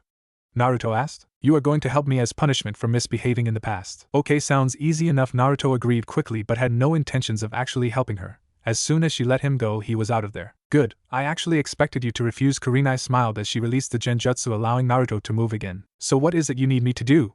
Naruto asked out of curiosity as they were now facing each other. Just come with me and help me carry some stuff I have to buy, she answered and smiled a little as she did. Naruto was going over scenarios of how this would turn out, and how it would end up with Kurenai screwing him. Not literally. If I do this, Naruto said slowly with his arms crossed and his eyes closed, would you, perhaps, show me your panties? Naruto opened one eye slowly just in time to see Kurenai's leg connect with his head as she had kicked him. Arg! Why did you do that, for you witch? Naruto screamed as he held his head. He was soon unable to even hold his head as Kurenai had her legs around his neck within a leg lock. What was that? Naruto-kun. She purred into his ear. I'm sorry, Kurenai-chan. Kurenai let go of him as she jumped off, then said, now let's go, we don't have all day. Naruto followed Kurenai without saying anything, with a big scowl on his face for about 2 steps before Kurenai stopped and bent down to hold her leg. I hurt my leg when I kicked you, Kurenai said, and winced a little as she nursed her leg. You will have to carry me. Naruto's eyes twitched as he picked her up and carried her bridal style like last time. I hate you, Naruto growled, then ran towards the village with Kurenai giggling. Kurenai of course was not hurt at all and only used it as an excuse to have Naruto carry her. Kurenai gave him the directions to one of many clothing stores that they visited. Naruto spent the whole day walking behind Kurenai with his hands full of bags with Kurenai's newly bought clothes. Before the what Kurenai saw as a date and Naruto as torture was over, they visited Ichiraku's to order a bowl of ramen each. When Naruto had carried Kurenai and his clone had carried the bags back to her apartment, Kurenai had thanked him for the help and said, I hope we can do this again sometime. Naruto had smiled a foxy smile and answered yes, sure. When Naruto got home that night, he drank all the sake he had left, which was not that much since he did not have that much money left considering Hiruzen had yet to pay him for any of the missions. Thinking fast, Naruto grabbed his sword and walked into his bedroom.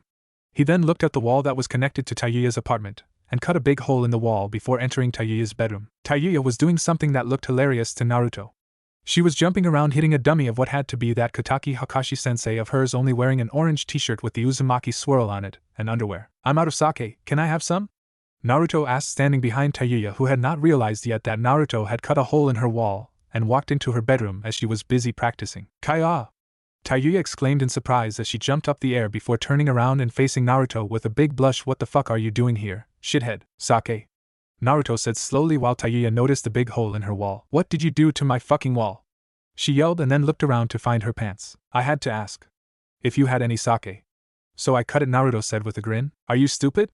Tayuya asked. Why didn't you just knock on my front door? She asked as she put on a pair of black pants. A good question indeed, Naruto said as he sat down on Tayuya's bed and crossed his arms. Why did you put on your pants? Before Tayuya could respond, they both heard the sound of someone knocking on the front door.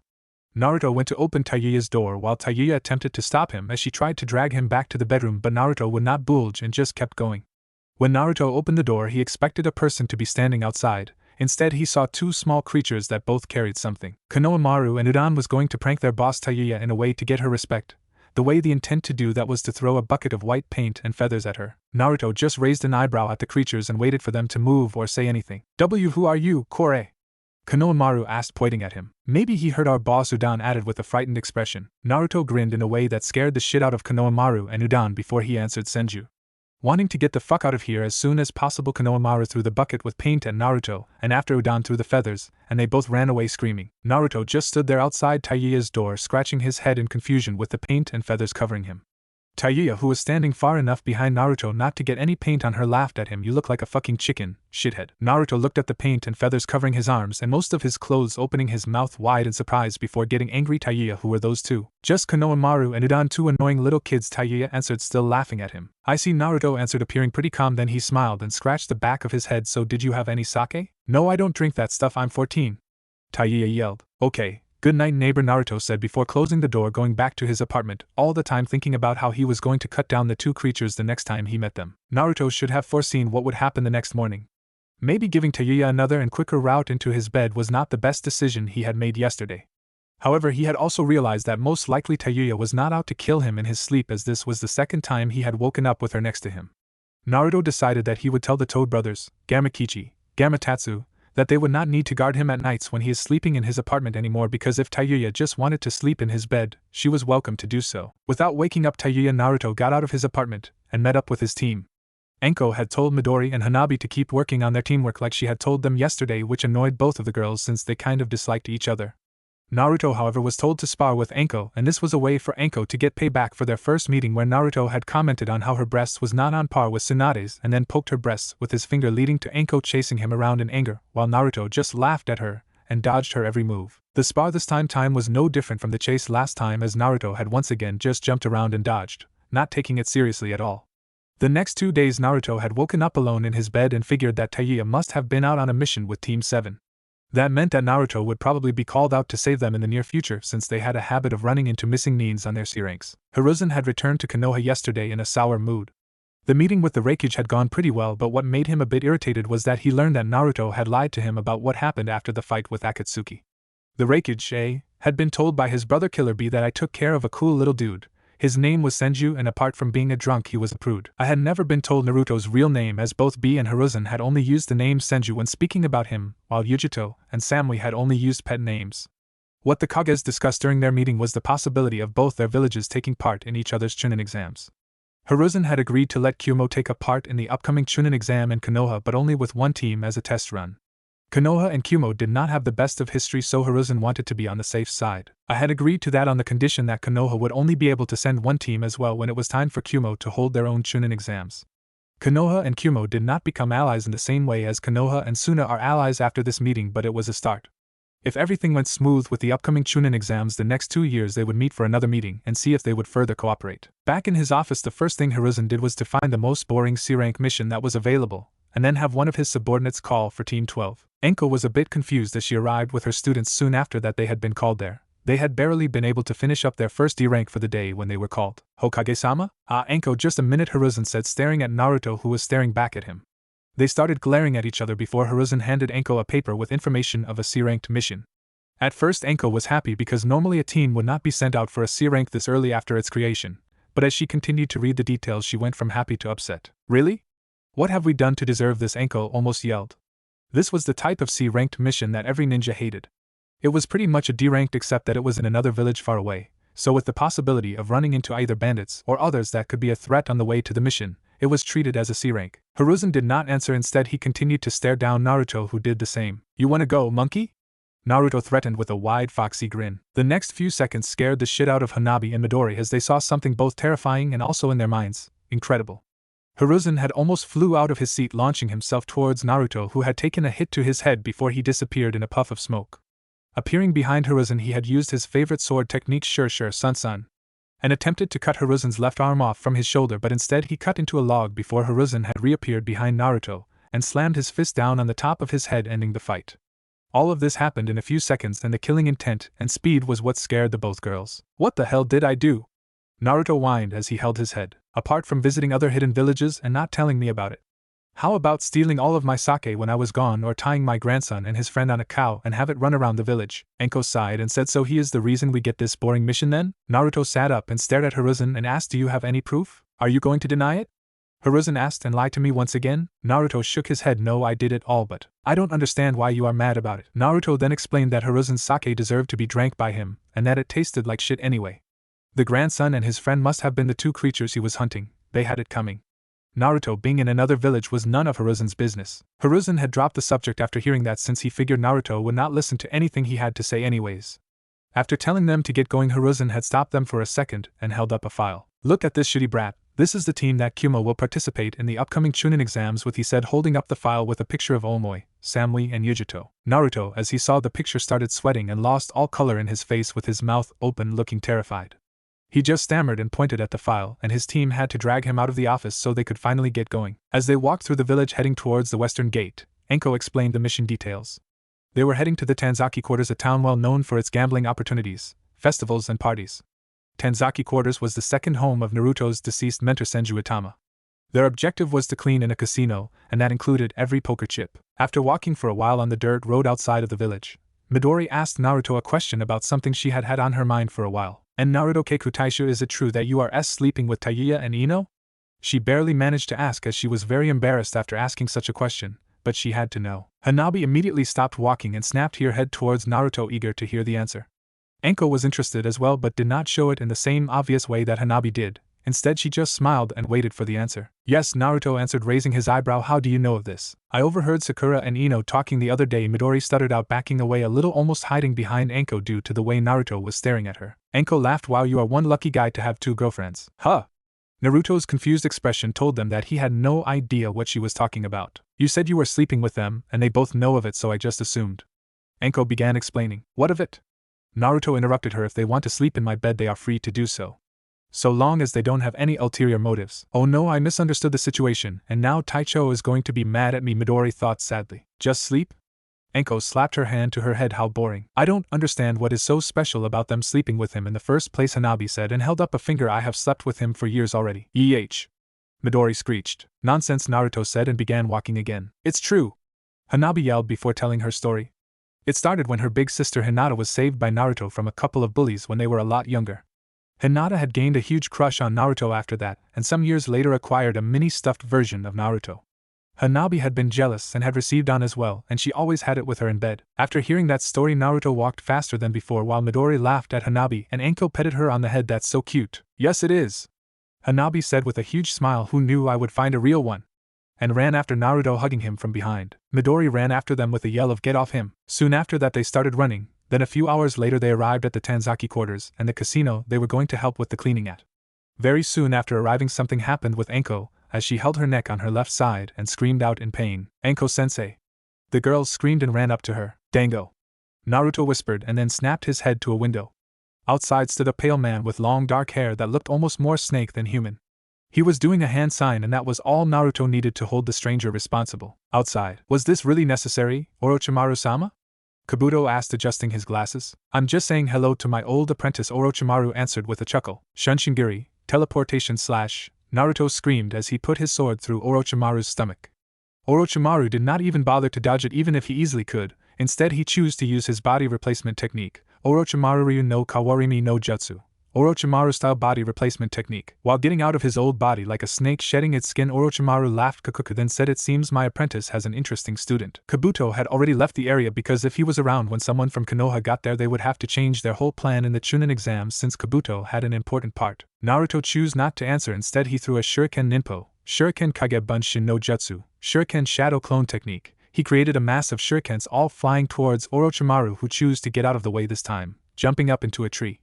1 second later one of Naruto's clone was standing behind Orochimaru, aiming his right index finger at the back of Orochimaru's head. Ninpo, Mizudepo no Jutsu, water pistol technique. Naruto shot a small condensed bullet of water that would have gone straight through Orochimaru's head if he had not once again gotten out of the way. Such power, Orochimaru said, standing below the tree staring up at Naruto. Before Naruto answered, he was covered in red-orange chakra and his whiskers darkened as he was borrowing Kurama's chakra. Moving faster than he would using a shunshin, he jumped down towards Orochimaru with his sword in hand. Shur sun. Naruto shouted as he slammed his sword down at the ground as he had missed Orochimaru again. Orochimaru chuckled as he walked out from behind a tree. We will meet again, Uzumaki Naruto, he said before sinking into the ground and leaving the area. Naruto wasted no time as he used Ninpo, Kuchios no Jutsu, summoning technique, to summon Gamakichi and Gamatatsu. I need you two to help me find a snake, Naruto told them and hinged into Orochimaru to show them exactly what he meant. The three of them then ran out of the Tanzaki Quarters searching for Orochimaru.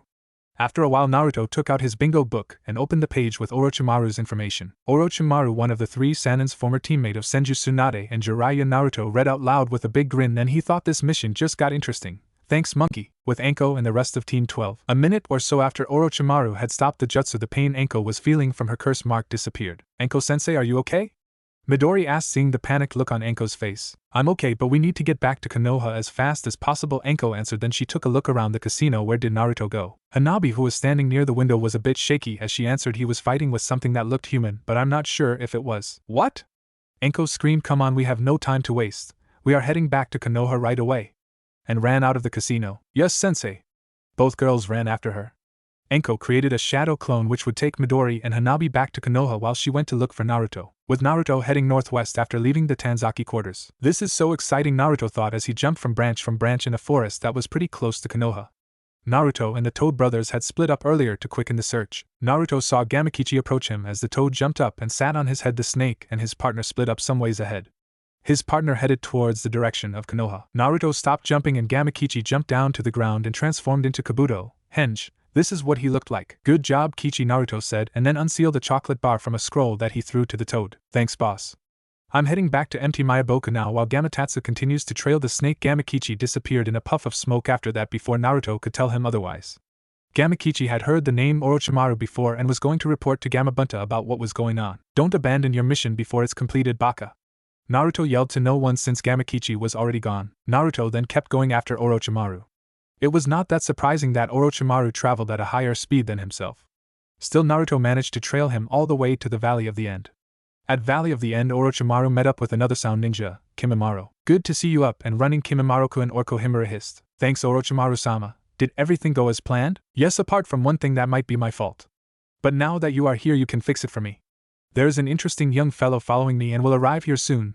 Take care of him. Orochimaru was well aware of Naruto and his summons trailing him. As you wish, Orochimaru-sama. Kimimaro saluted as Orochimaru walked towards Otogekyo with a smile and thinking it was a waste to have Kimimaro kill Naruto off, but it had to be done, or he would ruin the whole invasion plan. Kimimaro waited around 5 minutes before Naruto showed up with Gamatatsu sitting on his head. That him?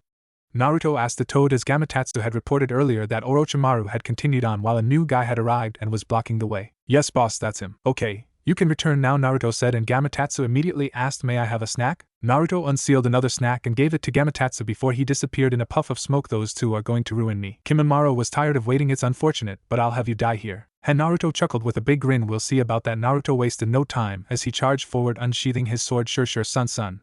Naruto slammed his sword down on Kimimaro's left shoulder. Kimimaro had quickly used his left arm to take the hit, and then removed the bone from his arm, shocking Naruto as he saw it. Naruto had no time to be surprised, however, as Kimimaro counterattacked with the bone that looked like a small sword. Tsubaki no Mai, Dance of the Camellia. Kimimaro slashed Naruto in the stomach, leaving a big open wound with blood leaking out of it. Naruto jumped back and faced Kimimaro. I'd better get serious, Naruto thought as he had acknowledged that Kimimaro was strong. Just before Naruto moved once again, Kimimaro had noticed that the wound on Naruto's stomach had healed completely. Naruto's wound healed thanks to the Senju Chakra from Itama and Kyuubi's healing power. When Naruto heals this fast, it takes the most from his Senju Chakra, which is his reserve with the least amount of chakra. Naruto would only be able to heal a similar wound twice more before the Senju Chakra reserve would be empty. Jumping high up in the air, Naruto threw a kunai towards Kimimaro Ninpo, Kunai Kage Bunshin no Jutsu, creating a mass of clones of the kunai all flying towards Kimimaro. Kimimaro simply used his bone sword to reflect the kunais that was going to hit him, but he was not prepared for what happened next. What Naruto had actually done was creating a shadow clone that transformed, henge, into the kunai that he threw. Naruto then created a mass of shadow clones all transformed into a kunai. The kunais quickly changed into shadow clones, all doing the same hand sign. Ninpo, Bunshin Daibakuha, clone great explosion. All the clones exploded, creating a large fire that Kimimaro was stuck in. After a minute or so, the fire had calmed down, and Naruto was able to see that Kimimaro had been able to lessen the damage by going under the ground to avoid the fire. But what shocked Naruto was Kimimaro's new appearance. He did not look human anymore, as Kimimaro had activated the second stage of the Cursed Earth Seal. I see now why Orochimaru-sama wanted you dealt with, Kimimaro said as the smoke surrounding him slowly disappeared, giving Naruto a better view of his new form. A young Konoha Shinbo with so much power, you could be a problem for our future plans, Kimimaro said, and then ran at Naruto at an extremely fast, leaving after images behind him. Naruto had no time to reply to what Kimimaro just said as he was running at him. Naruto quickly used Shunshin to get away from Kimimaro, but that was no help since Kimimaro ran even faster and caught up to him. Tsubaki no my Kimimaro exclaimed, doing the same sword attack but this time faster and stronger, slashing Naruto over his stomach and sending him flying. The wound this time was bigger and would be fatal for any normal person. But once again Naruto healed it quickly, but now his Senju chakra reserve was empty, and he had to rely solely on the Kyuubi for any healing powers. After healing the wound, Naruto stood up and saw Kimimaro removing what must be his spine and then regrowing it. This was the ability of the Kagaya clan, their Kekkei Genkai bloodline limit. The spine grew in size and length and looked more like a bone whip now than a spine. Tesenka no Mai Tsuru, Dance of the Clematis Vine, Kimimaro used his bone whip to hold down Naruto, immobilizing him. Naruto had no chance to dodge it since healing 2 large wounds twice in such a short amount of time had made it impossible for him to move fast for a while. Kimimaro then used another technique to grow a large sharp bone lance covering his left arm. The lance is as long as Kimimaro himself. Tesenka no Mai Hana, Dance of the Clematis Flower, Kimimaro threw the lance with the sharp edge aimed at Naruto's head. You sure have grown soft and useless. Brat Kurama spoke to Naruto before giving him chakra enough for 2 tails to form behind Naruto.